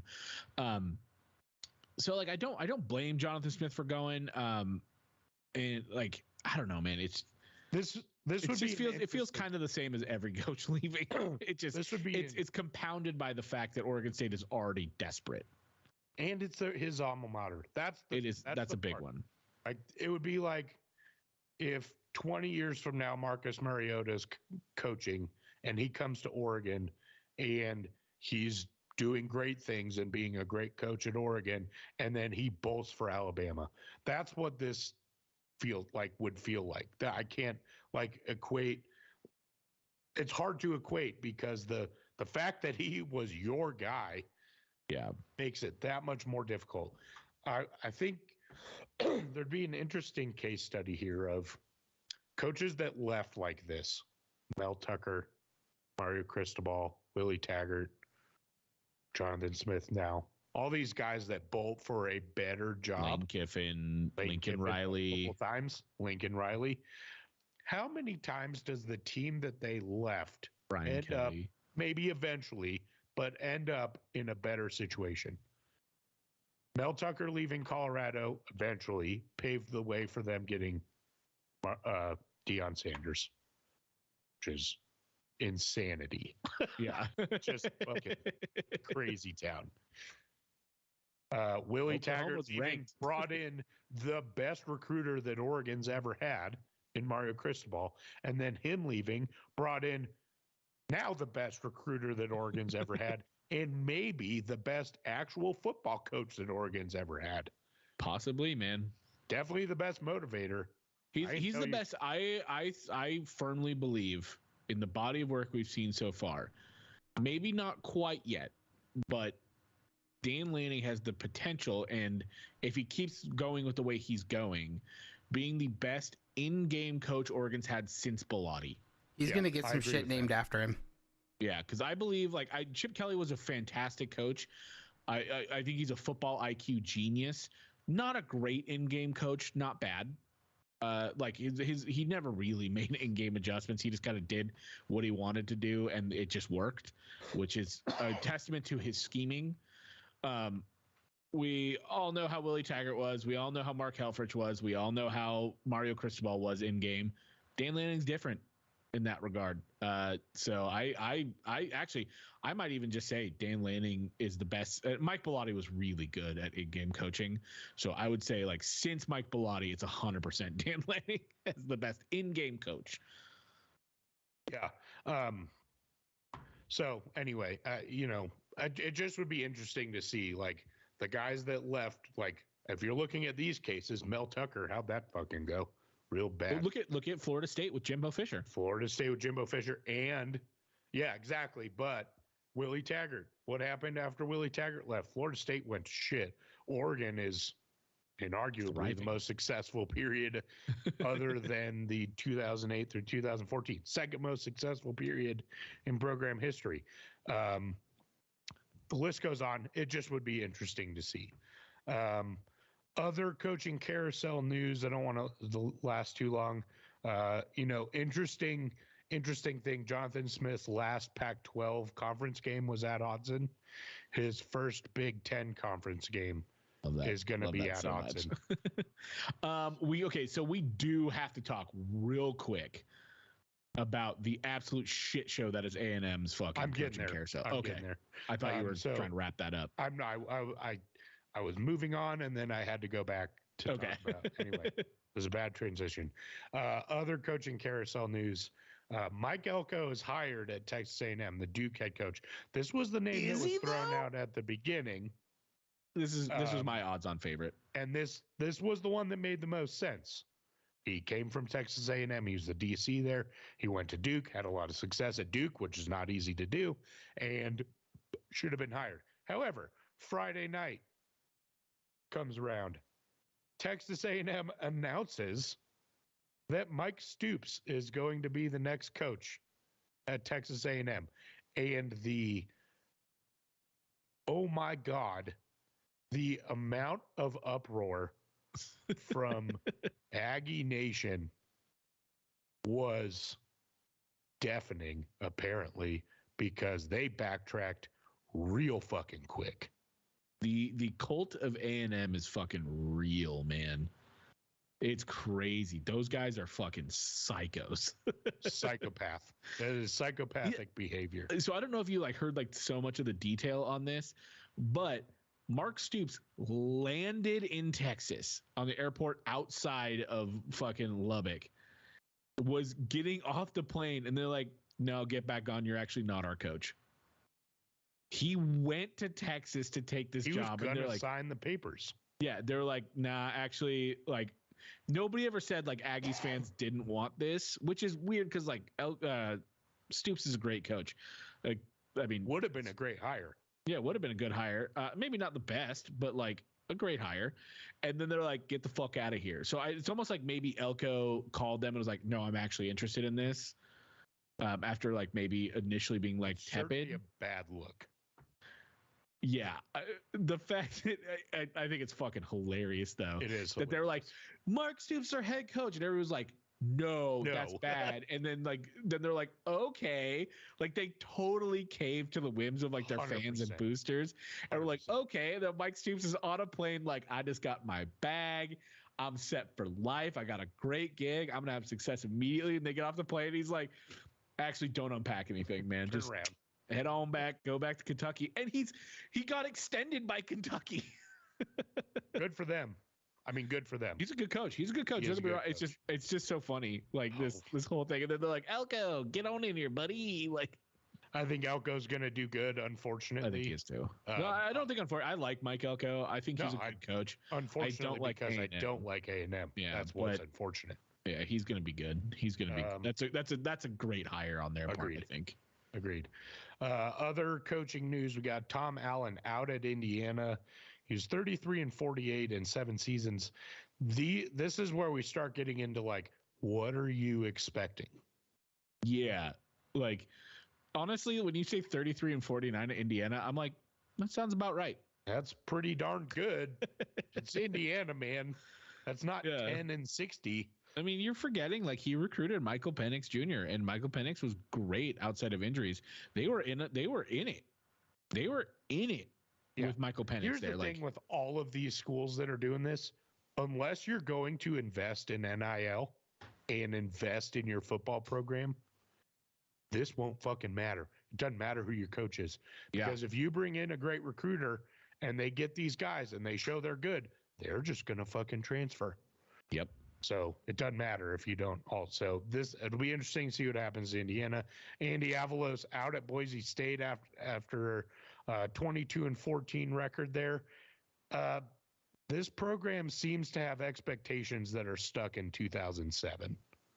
I would agree with that. I mean, the funny part is like since they fired Andy Avalos, because that was pretty early on in the season, not early, but like they've played pretty good ball. They've played good. Yeah. So it's like maybe he was the problem. And here's the thing: I love Andy Avalos. I thought he was great defensive coordinator at Oregon. Again, who are you going to get? We'll see. Zach Arnett. I think if you're a mid-major school like Boise State, like I think Boise State can get someone. They have the recognition of like investing in their program that other mid-majors don't. So I actually like them to get not a big name, but like they could get a really solid coach. Like the problem is it's always going to be a stepping stone. Yeah. Oh, I mean, yeah, absolutely. It's going to be a stepping stone, but like you expect to win the Mountain West. I know, like what San Diego State's going for him right now, but like Boise State could get Sean Lewis right now. Yeah, I think Sean Lewis is going to San Diego State. That's pretty much inked. Yeah, but like I mean, Boise State could have had him. Boise State could have had him. Yeah. I would much rather have gone to Boise State. I don't know, man. San Diego is pretty fucking nice. That's true. Life wise, maybe not. But like if you're like looking to stepping stone into another like a big time college football program, Boise State's the one you want to go to. Yep. Right. I mean, look at of course I'm forgetting his fucking name now. He went to Washington. Chris Peterson. Jesus, one of the great college football coaches, like not maybe of all time, but like one of top tier of the last decade. He was not maybe like top tier, but like the next tier down. Really fucking good. Really fucking good coach. Like that's what he did. Boise State, boop, right on up, dude. And then the guy after him was pretty good too. Anyways, doesn't really matter. But Harsin. Yeah, Brian Harsin, who went to Auburn. He failed at Auburn. Flamed out. But he got a job at Auburn after being at Boise State. I mean, when was the last time a San Diego State head coach got a big time job? Exactly. Yep. Only other main one is Zach Arnett was out at Mississippi State. No surprise there. Jeff Lebby, Oklahoma offensive coordinator, is in. I think this is a good hire. I kind of wish they would have given Arnett a chance. I don't think he really had a chance. I agree. That program was in shambles. Obviously, your head coach dies before the season. That's tough to come back from. Yeah. I think Arnett's a good coach, but I think Lebby's a good hire. So that's the coaching carousel as it stands today. There's going to be a lot more, and there is more. This is the main stuff. So that's that. Before we get to the rankings and stuff, I really need to go to the bathroom. So we're going to take a quick break, and we'll be right back.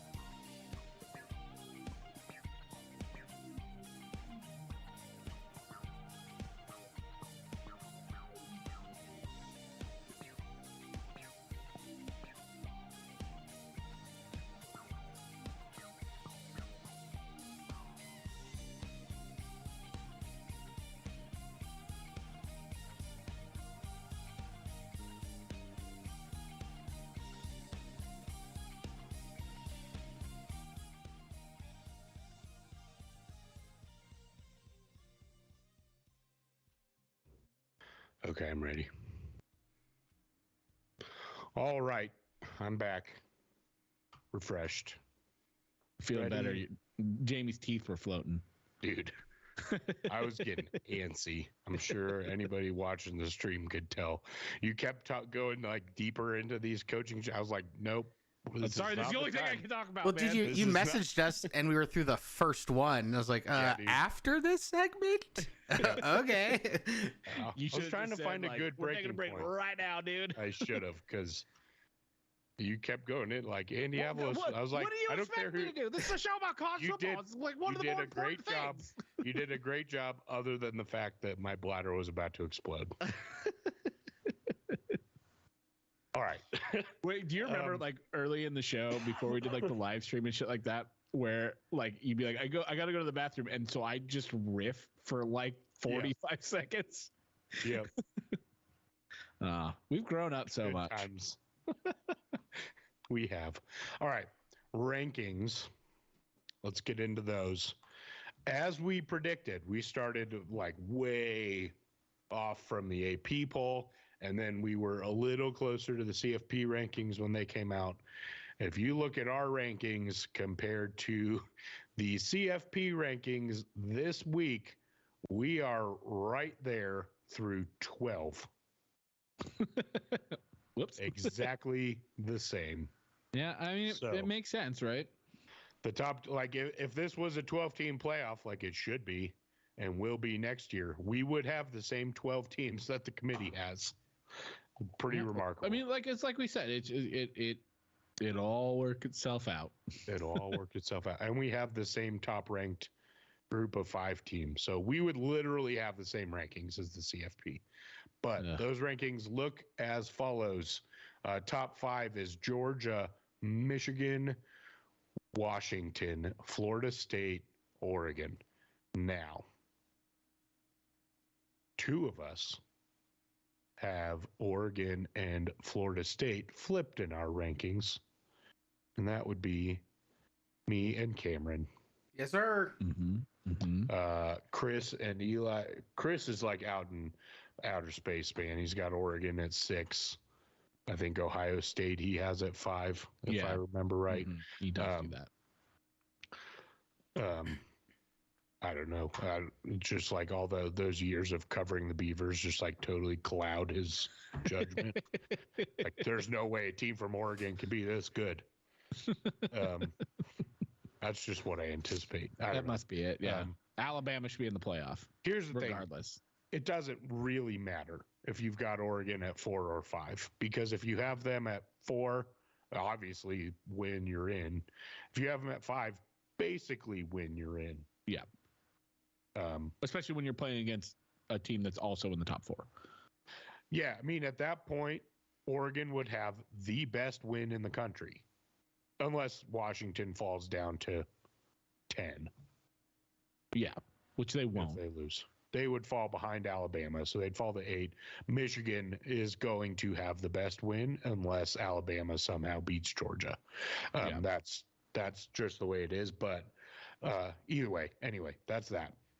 6 through 10, we've got Ohio State, Texas, Alabama, Missouri, Penn State.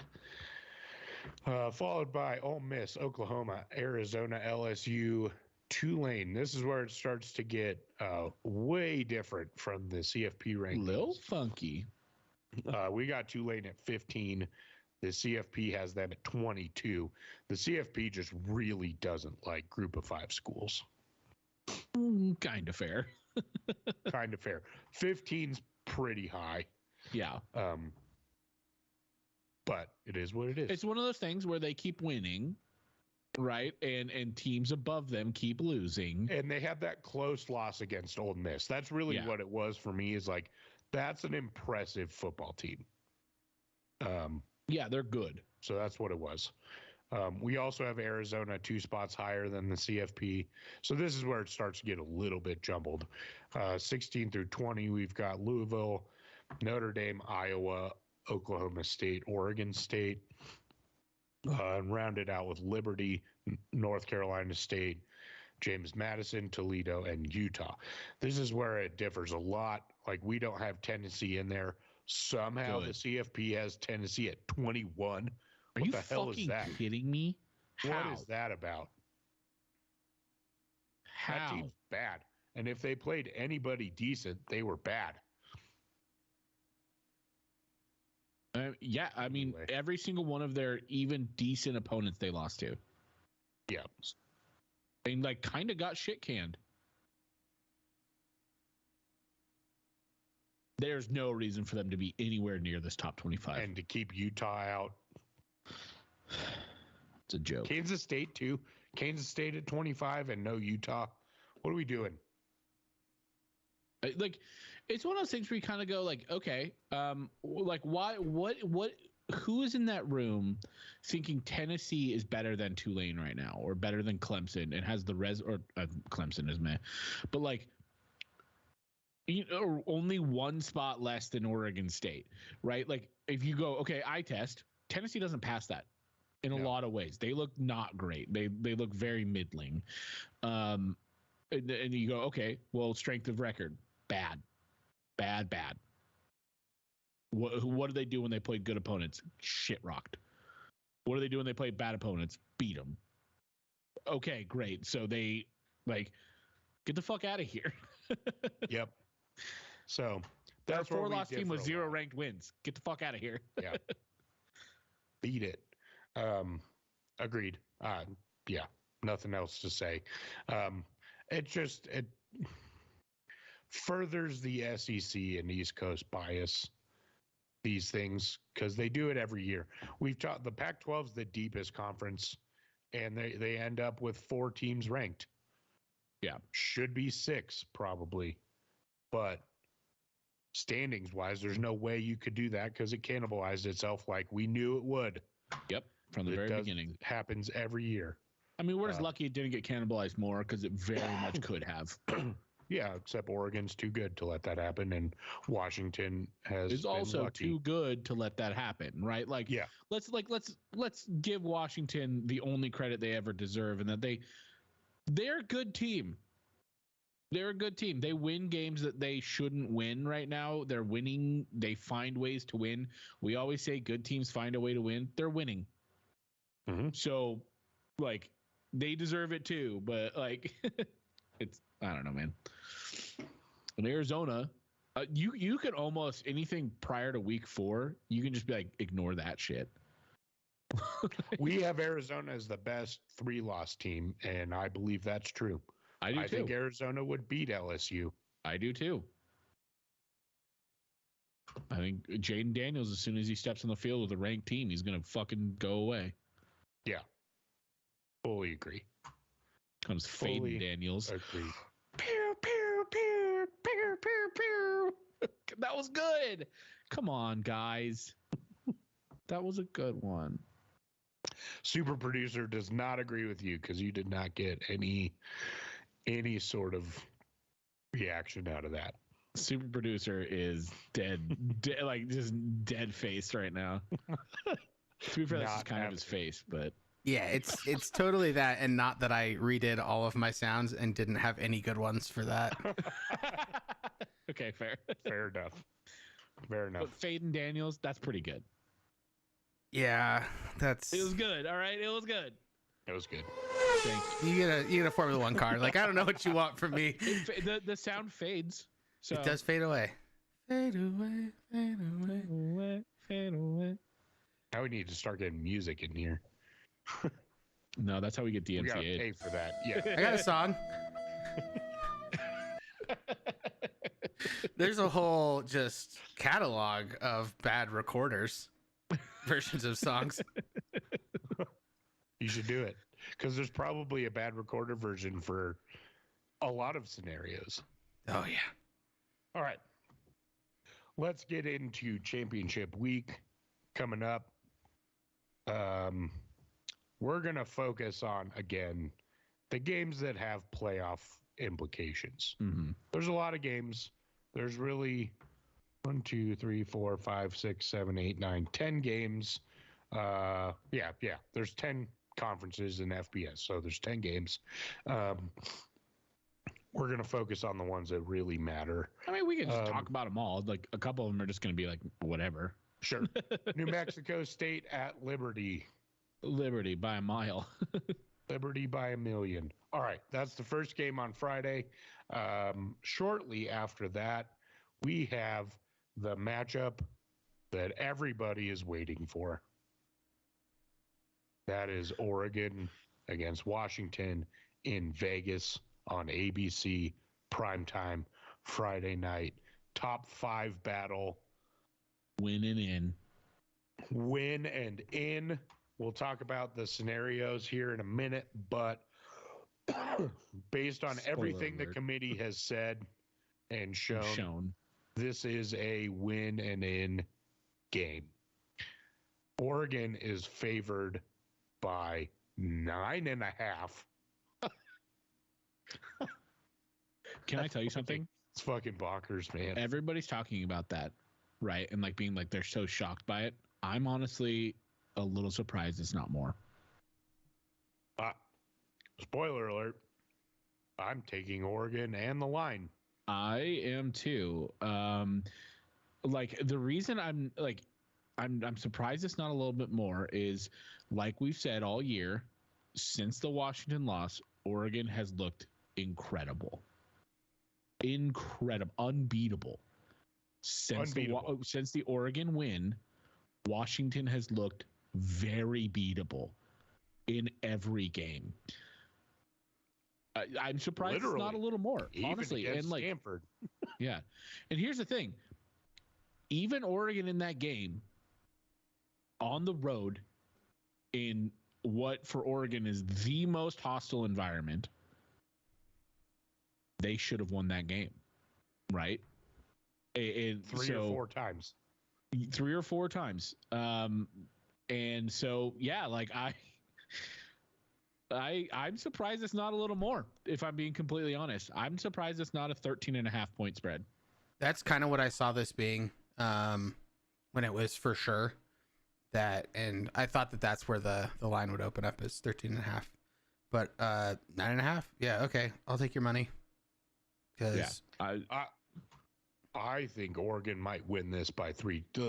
They are going to they're outside looking in right now. So let's not forget. So we're talking about Dan Lanning being one of the best motivating head coaches out there. Yep. Right now, you're a football team that has to prove it. Point blank. You have and the opportunity's there. This is the team that beat you. This is the team that you should have beat. This is the rival that's beat you back-to-back years when you should have beat them. This is the rival that's coming with you. This is the rival that's coming with you to the Big Ten. This is your chance to ruin your rival's perfect season. Like, the motivating factors in this game are off the fucking charts. Yep.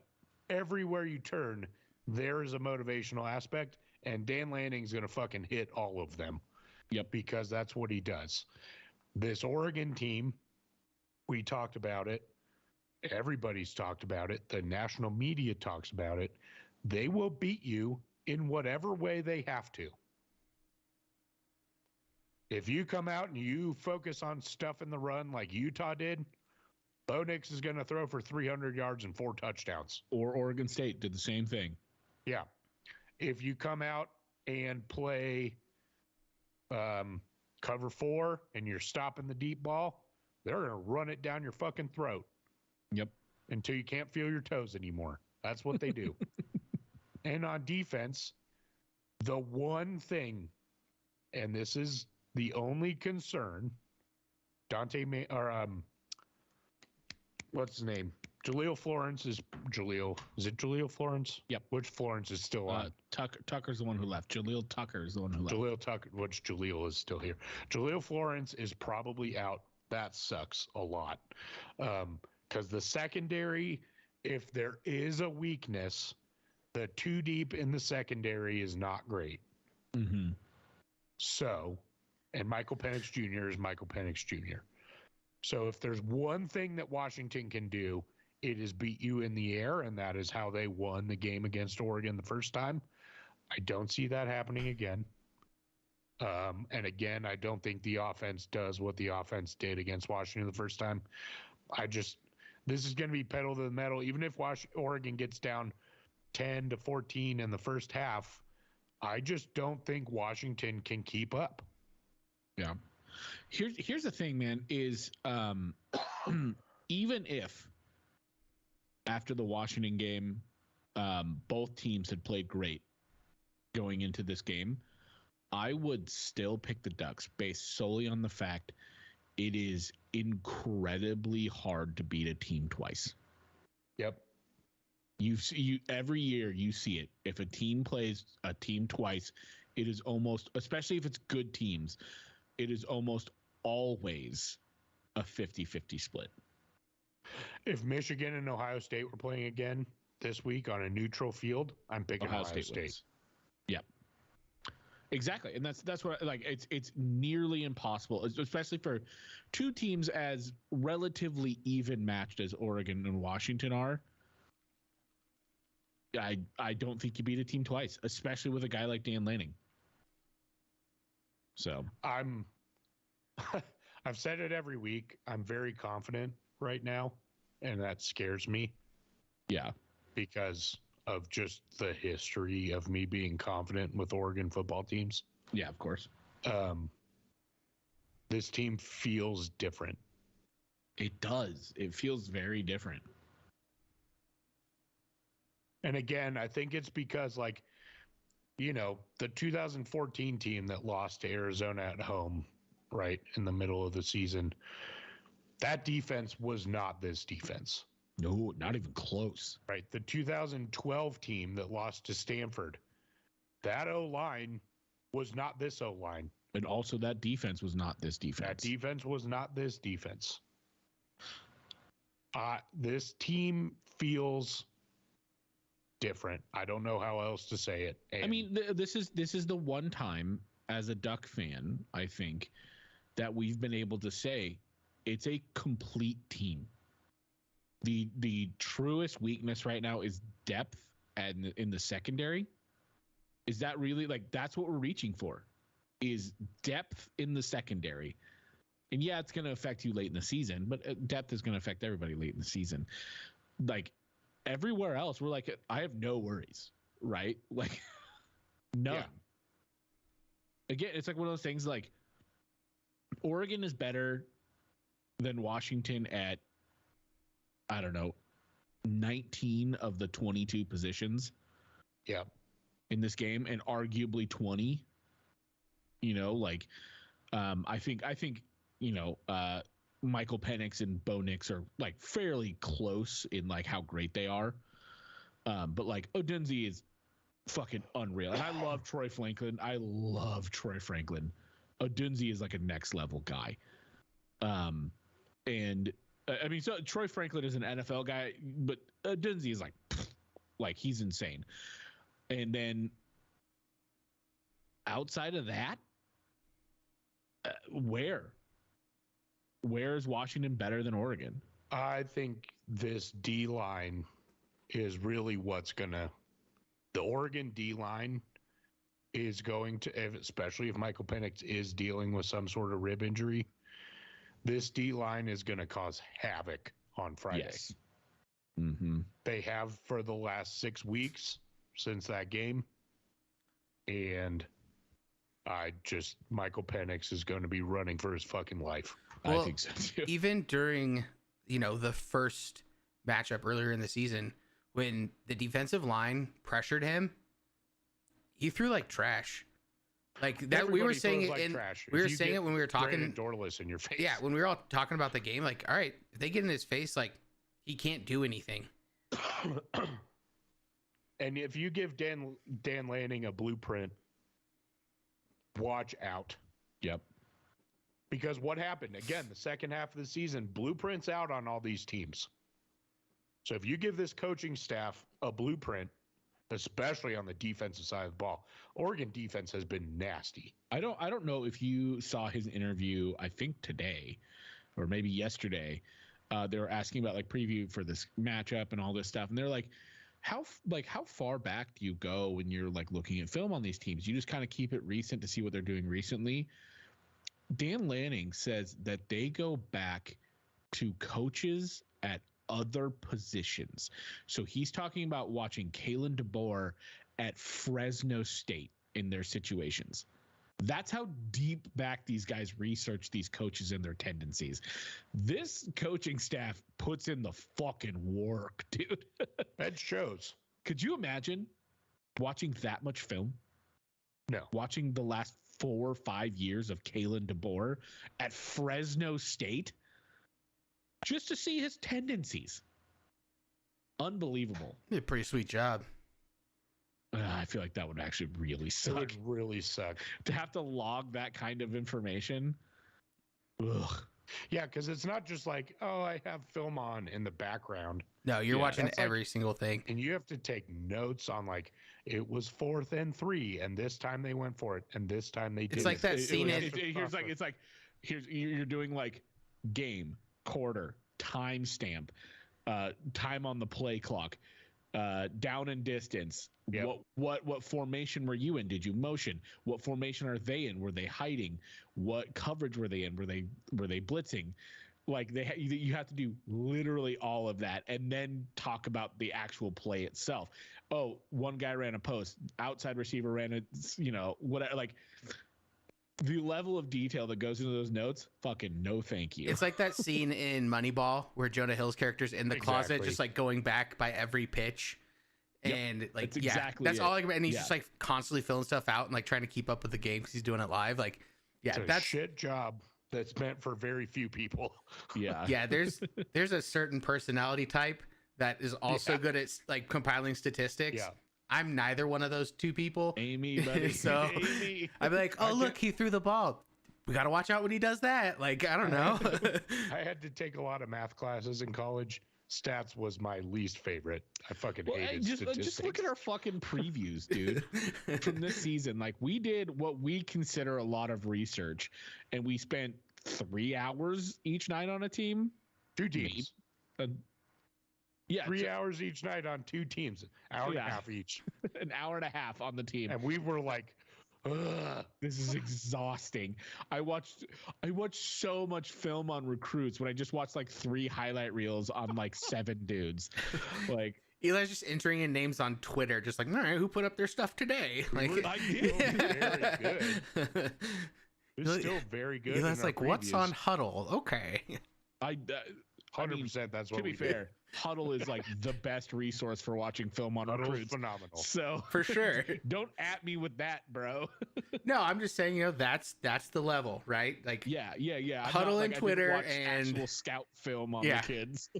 Didn't order any VHS tapes from a high school in Southern Alabama. I will never forget the tape of that one kid, and he's a wide receiver recruit. And he's like a 3-star, and the entirety of his highlight reel is just him running streaks up the sideline. That is literally, he doesn't run a single other route in his entire highlight reel. It's the funniest shit I've ever seen in my life. Anyways, we can continue with our previews. But yes, Oregon and against the spread. Oregon to cover. Oregon and cover. I agree. I'm still going to be nervous as all fuck. Of course. On Friday. But confidence is high. Yes. Right now. What's the over-under at on that game?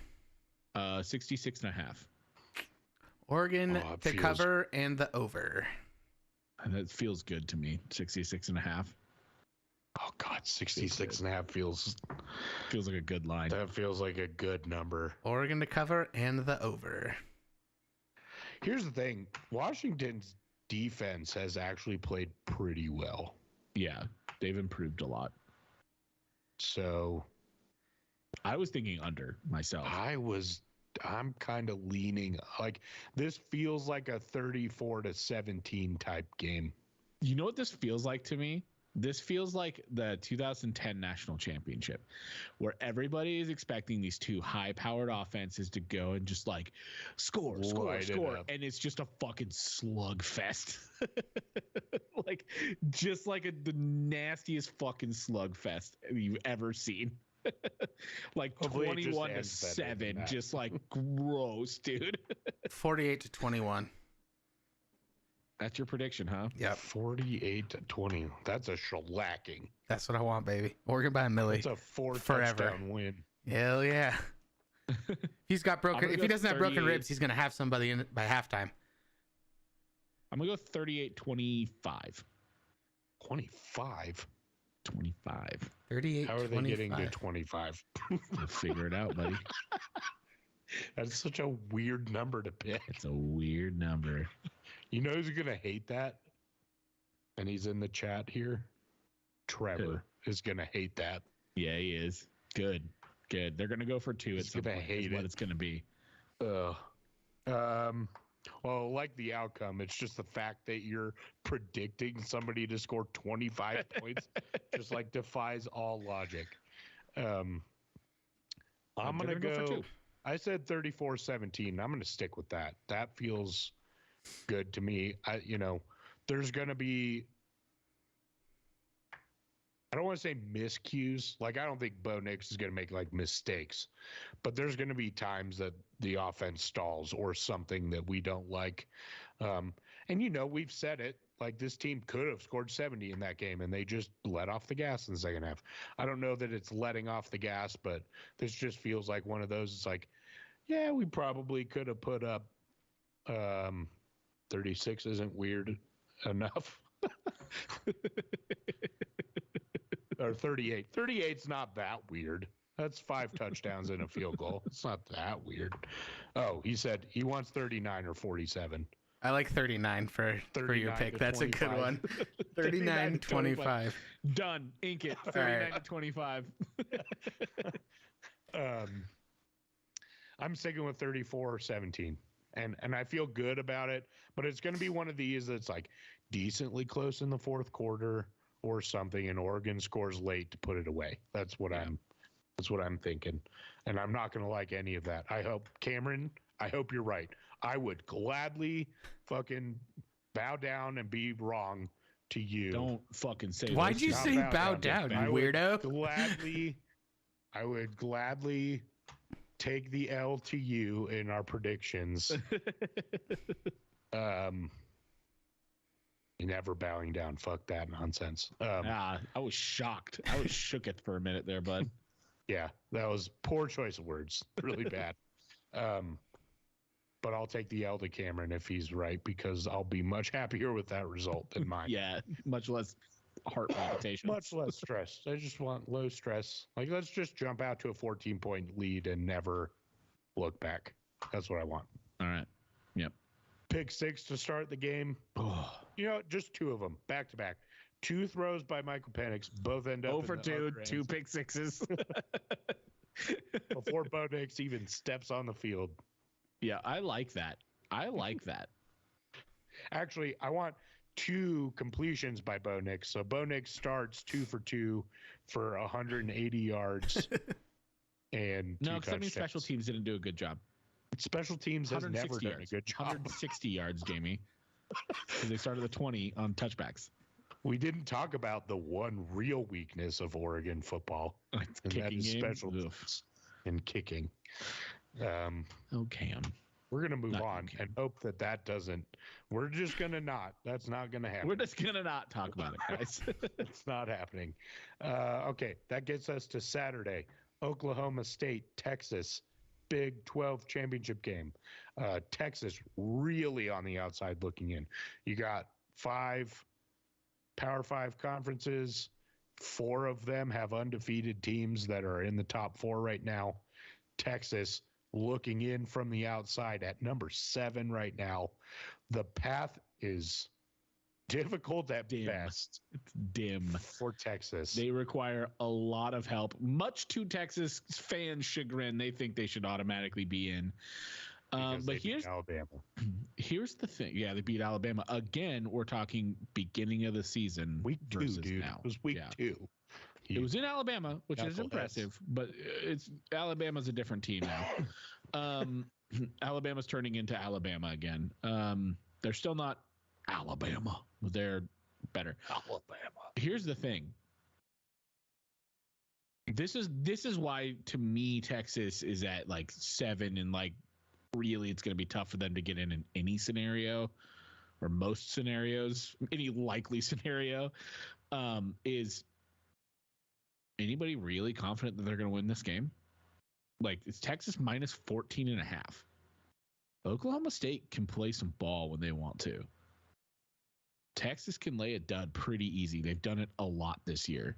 They've squeaked them out, but they've laid some fucking duds on the field. And this isn't one of those that's a rematch, right? Like, it's not like they've seen each other. Yeah. I'm picking Texas to win this game. However, I'm picking Oklahoma State to keep it close. I think they got that spread. I agree with that. I think this is a game that's very close until the very end. I agree with that. I agree. But again, I'm not going to be shocked at all if Texas loses this game. No. That would be like the most Texas thing ever in the last decade. Very, very Texas. And like, I mean, their rushing defense is like fine. It's decent, right? It's like 20 something in the nation. So they're good. But like, are they really going to be able to stop Ollie Gordon? Dude's a fucking stud. Dude's a fucking stud. You going to stop him? Nah, dude. No. Yeah, he is a certified stud. It's going to be interesting to see. Be a fun one. It'll be a fun one. Miami of Ohio against Toledo in the MAC championship. I don't even see that game on here. Weird. Toledo? Toledo. Boise State, UNLV. Boise State. I think I have I think I have Boise State in that. Yeah, the line's at 2 points in Boise State's favor. It's going to be a sneaky good game that nobody's going to watch. Yep. Yeah, it is. I mean, Boise State has like really kind of finished the season really well. And I mean, so has UNLV. UNLV's been really good. I just think Boise State is surging right now, so I'm gonna take them. Agreed. All right. The one that can wreck everything. Or make everything awesome. The one that creates the most chaos. There it is. Georgia, Alabama in the SEC championship game. Georgia is favored by 6. If you look at the matchup predictor, it is very even. Not that FPI means jack shit, but yeah. Here's the thing: is we talked about how this is going to create a whole lot of chaos and stuff. It could create a whole. I think Georgia takes this game. It's it's in Atlanta, Georgia. This game. It's not an away game. It is a home game for Georgia. I think the odds of them losing this is very low. They can, obviously. It's Alabama. You never know what the fucking Nick Saban team is going to do. But especially with like Brock Bowers back and the way Carson Beck is playing right now specifically, outside the Georgia Tech game was weird. But but here's the thing. Georgia Tech is a better team than Auburn this year. Right? And Alabama should have lost to Auburn. 100% should have lost to Auburn. Transitive properties, like we talked about Georgia being back. Alabama never really showed the Alabama stuff. Yeah. Right? They gave up 20 points in almost every SEC game. Yeah. Their defense is definitely not what it's been. I don't think they have an answer for Brock Bowers to kind of put anybody has. Yeah. I think there are a few teams who like could figure it out, right? Like, I think Oregon has enough speed at linebacker to bracket him and not really lose a ton of stuff. Yeah.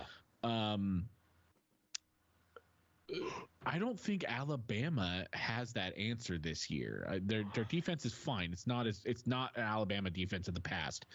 Their defense is fine. I think Georgia kind of shreds them. I don't think it's going to be like a score shred, but I think Georgia's really going to control this game.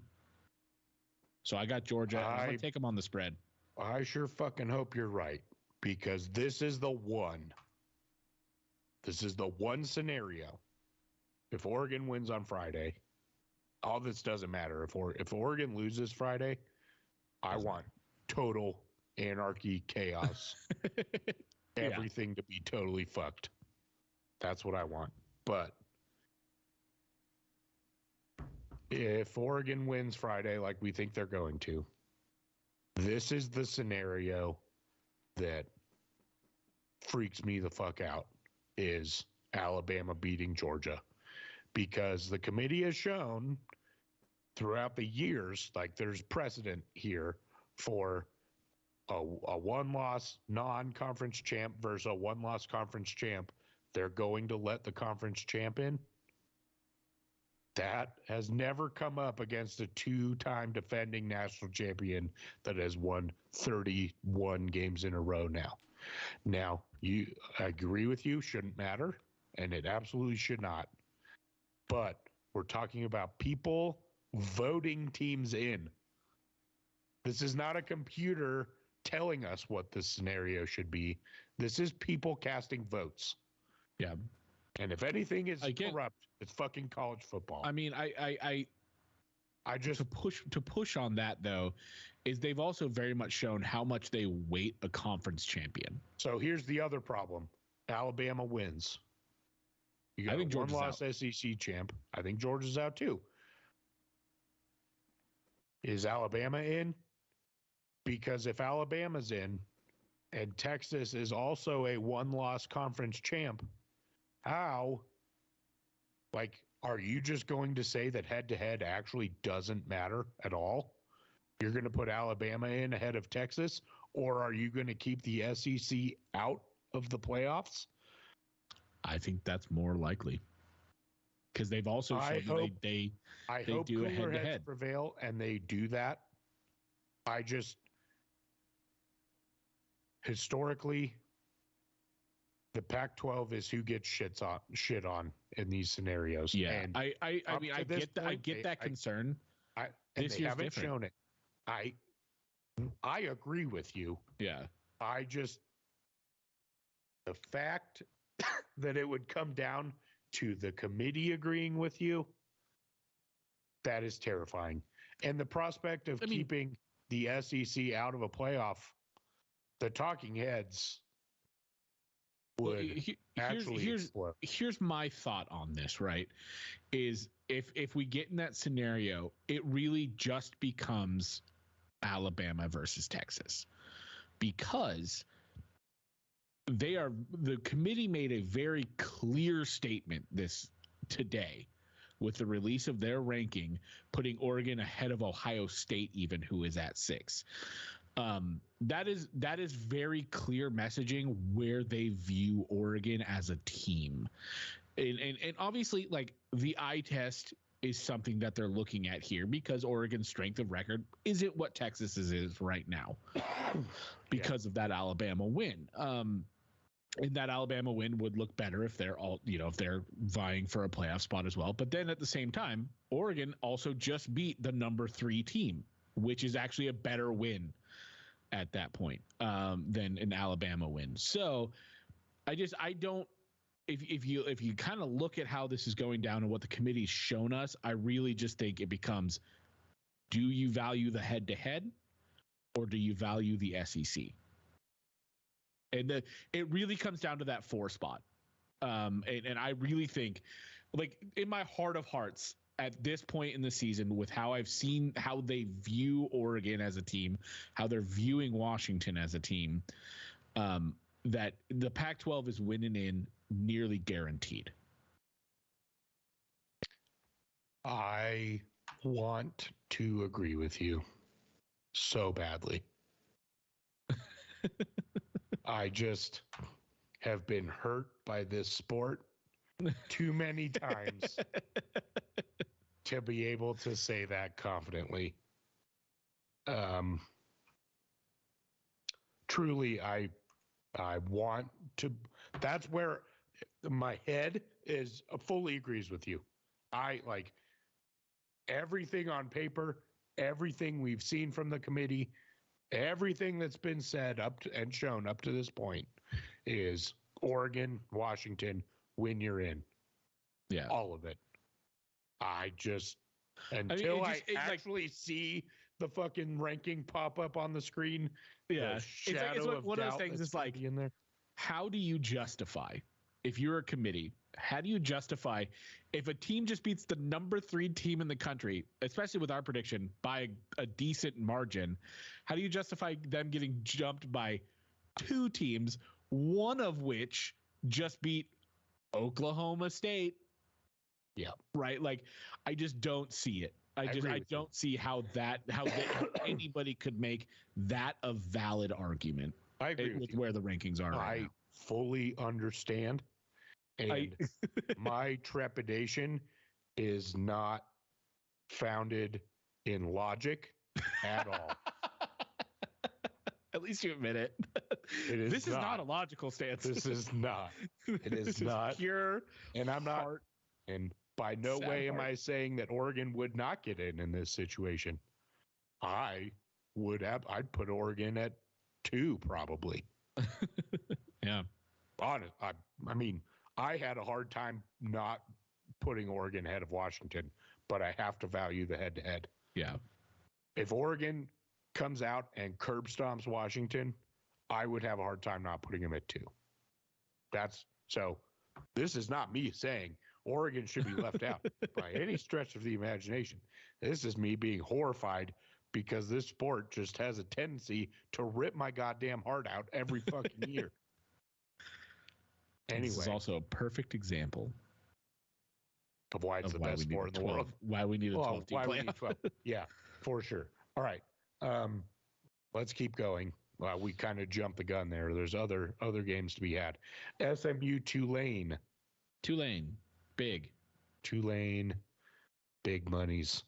Appalachian State Troy. Dude, I'm gonna take App State on this one. Got Troy minus 6.5. I'm going to take Troy. I'm taking Troy. Okay. Michigan, Iowa. Michigan, Iowa. Okay, so here's the thing. I'm picking Michigan. But like the over-under in this game is 35.5. Death, taxes, Iowa under, baby. I think this is an ugly game. And here's the thing, man. Michigan has not faced a defense on this level of the Iowa's defense is, right? Like Ohio State has a good defense. Don't get me wrong. They're a top tier defense. Iowa's a whole fucking other level of defense. And with I am not a big JJ McCarthy guy. I don't think he's all that. I have Blake Corum, I think, is kind of a touchdown vulture. He's a good running back, but like I think they're going to struggle. I think this is going to be a fucking ugly Big Ten championship. I do have Michigan winning. They have them winning by 23.5 is the line for Michigan. I think that covers. I think they're going to have struggles scoring against this team. I think Michigan wins. I'm going to take the under, but this is going to be like a 28-0 type win. Yeah, I don't even know if they'll get 28. I could genuinely see this being 17-3. I agree if we get to like 5 minutes left in the fourth quarter and then Iowa's just demoralized. It's Iowa, so it has to be 17-5 because that's just Iowa. That's like death tax is the Iowa under and a weird fucking score. So it's gonna be like 18-5. That is fair. I think Michigan wins, probably covers. I think this is going to be 23.5 is a big fucking line. Yeah, against that Iowa defense. That's a big fucking line, dude. They lost to Penn State 31-0. Yeah. I don't know. We'll see. I mean, Eli, you're right with the weird scores because at a line of 23.5 and the over-under at 35.5, they're saying Iowa's going to score 12 points. So that's a lot of points for them. Four field goals. Now it's one touchdown, one field goal, and one safety. All right, they're getting the trifecta of different scoring. To 13. Yeah. They won a game 22-0. Yeah. 10-7, that's standard. 12-10, weird. 15-6, pretty standard. Everything else is like kind of Stanford or standard. Michigan State 26-16. That's a weird score. Weird fucking scores, dude. I love. Yeah, I think this one's going to be boring. I think it's end the night, unfortunately. Gross. It doesn't end the night. We've got Louisville, Florida State. This is chaos scenario number 2. Dude, I got Louisville. Florida State minus 2.5. I got Louisville in this game on the line. Yeah. Without Jordan Travis, I mean, don't get me wrong. The guy from Florida State who played last week, I don't even fucking know his name. Rodemaker? Whatever the fuck his name is. Yeah, Rodemaker. He's not terrible. But Louisville's a good team. And they really want this, I think. I think they really want to upset Florida State's season. And also win the ACC. I mean, who would expect at the beginning of the year Louisville to win the ACC? I think they want it. And I don't think Florida State's going to be able to keep up with this Louisville team. I got Louisville in this one. I also have Louisville in this one. And I think the motivational factors are, again, this is kind of limitless, right? Florida State, all the noise preseason is Florida State wants out of the ACC. You've got the team that's trying to ruin your conference, wanting out.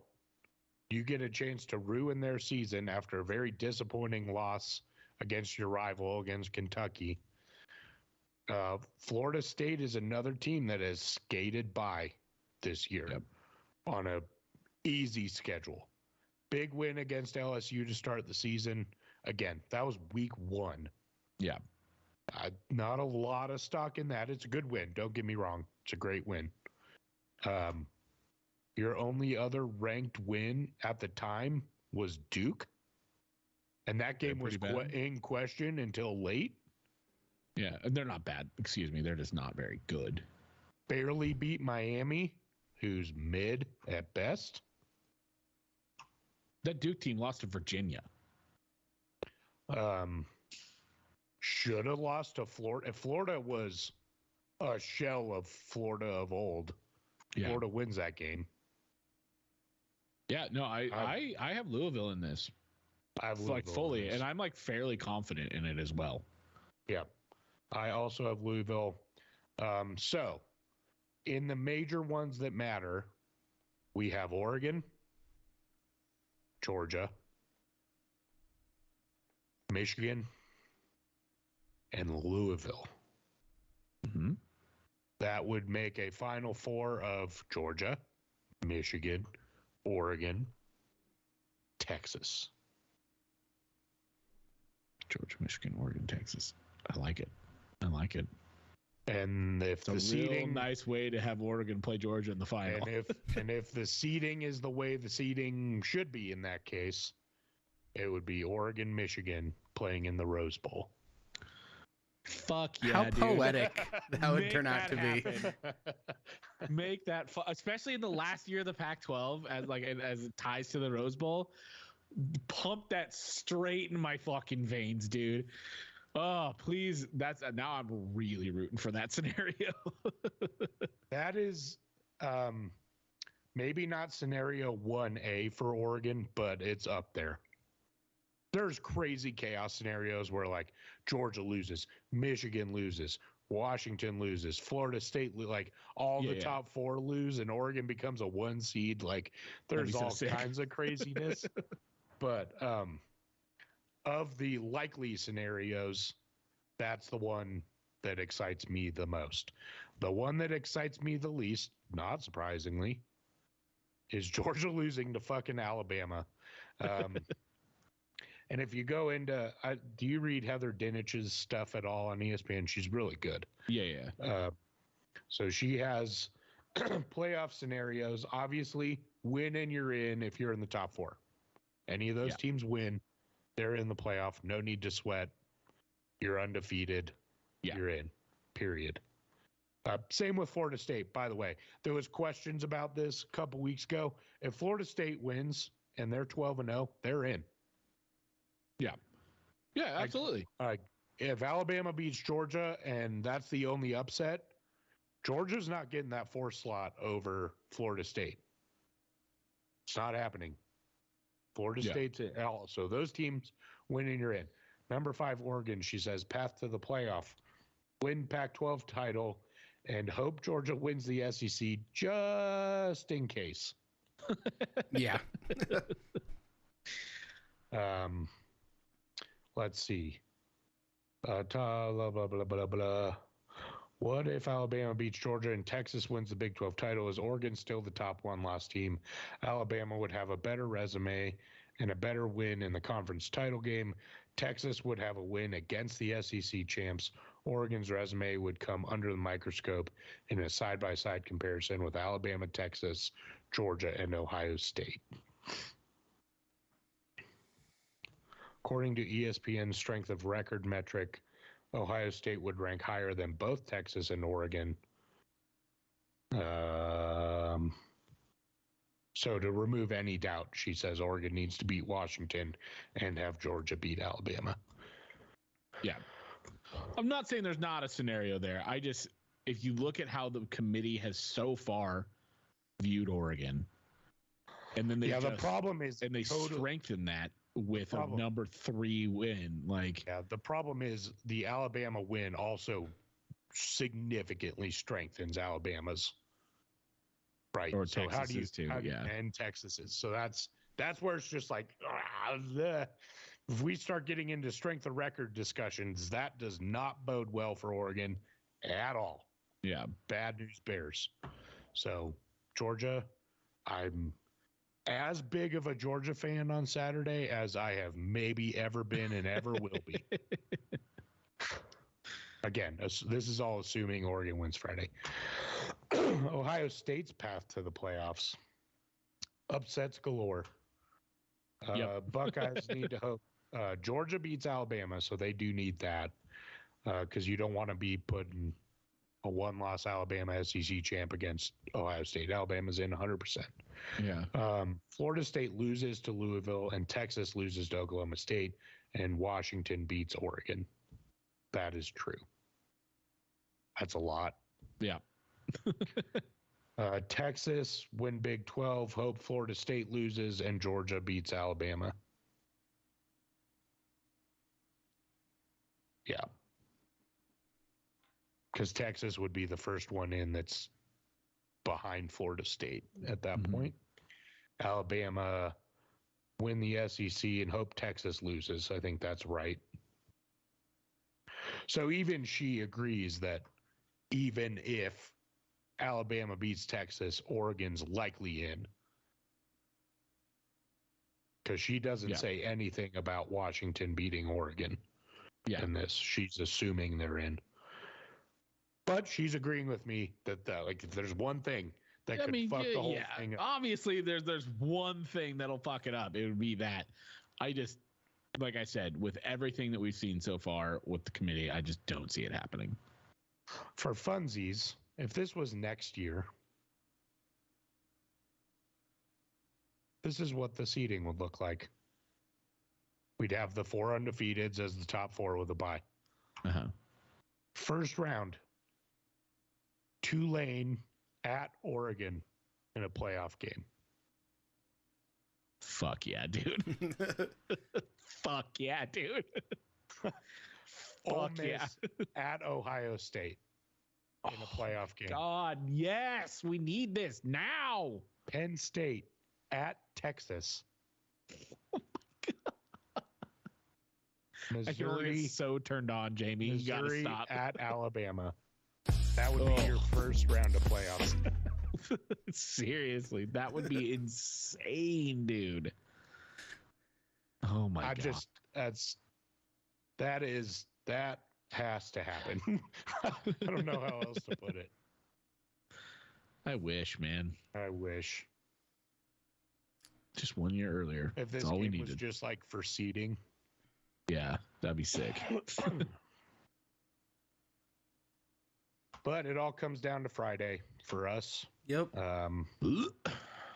All of my worries and stuff, everything comes down to that game on Friday. Yep, After still that gonna game on win. Friday, then I can worry about Georgia. Yep, that's all that matters. And really, Florida State, because if Florida State loses, it's like, and Oregon wins, it's pretty much guaranteed. Worst case scenario for Oregon. If Oregon wins, the worst case scenario, Oregon wins on some fluky, weird play, Yep. and Alabama dominates Georgia. That is absolute nightmare scenario that would probably end up with Oregon being left out, which is terrifying. Maybe. It's scary. That would be the more terrifying thing for sure. It depends on how they win for sure. So need Oregon to dominate Friday. If Oregon dominates Friday, I think it's over, no matter what. Yeah. If Oregon comes out and wins the way that Cameron said, especially win by like 4 touchdowns, that is locked up. You're in. You're in. It's not even. You a might question. even be the 2 seed. Right. It does. Right. If Alabama wins, yeah, you would be the 2 seed. You'd probably jump Florida State and be the 2 seed. Yeah, probably. Then they'd play Doesn't Florida matter. I think State Florida in the State's Rose losing. Bowl, which would be lovely. Oh my god! The last time I loved that. Yeah. Yeah, I enjoyed that last time. Oh my god, guys! I went down old Oregon football YouTube. It was great. I watched the War for the Roses. I forgot how fucking awesome that game was. That game was nuts, dude. The Masoli hit at the end to seal it. Oh, Yeah. beautiful. Anyways, All right. one of them was. Ooh, it's your buzzer beater this week. Quickly I think before should we give it- before we Go ahead, segue, Cameron. unless you're gonna give it to me. What I was gonna do. I mean, I guess like Cam. the He's cam got cam. The cam. All right. So, Cameron, it's going to be your buzzer beater this week. Oh, you gotta. I'm gonna press so many buttons all at once. All right. I remember when I had to do that.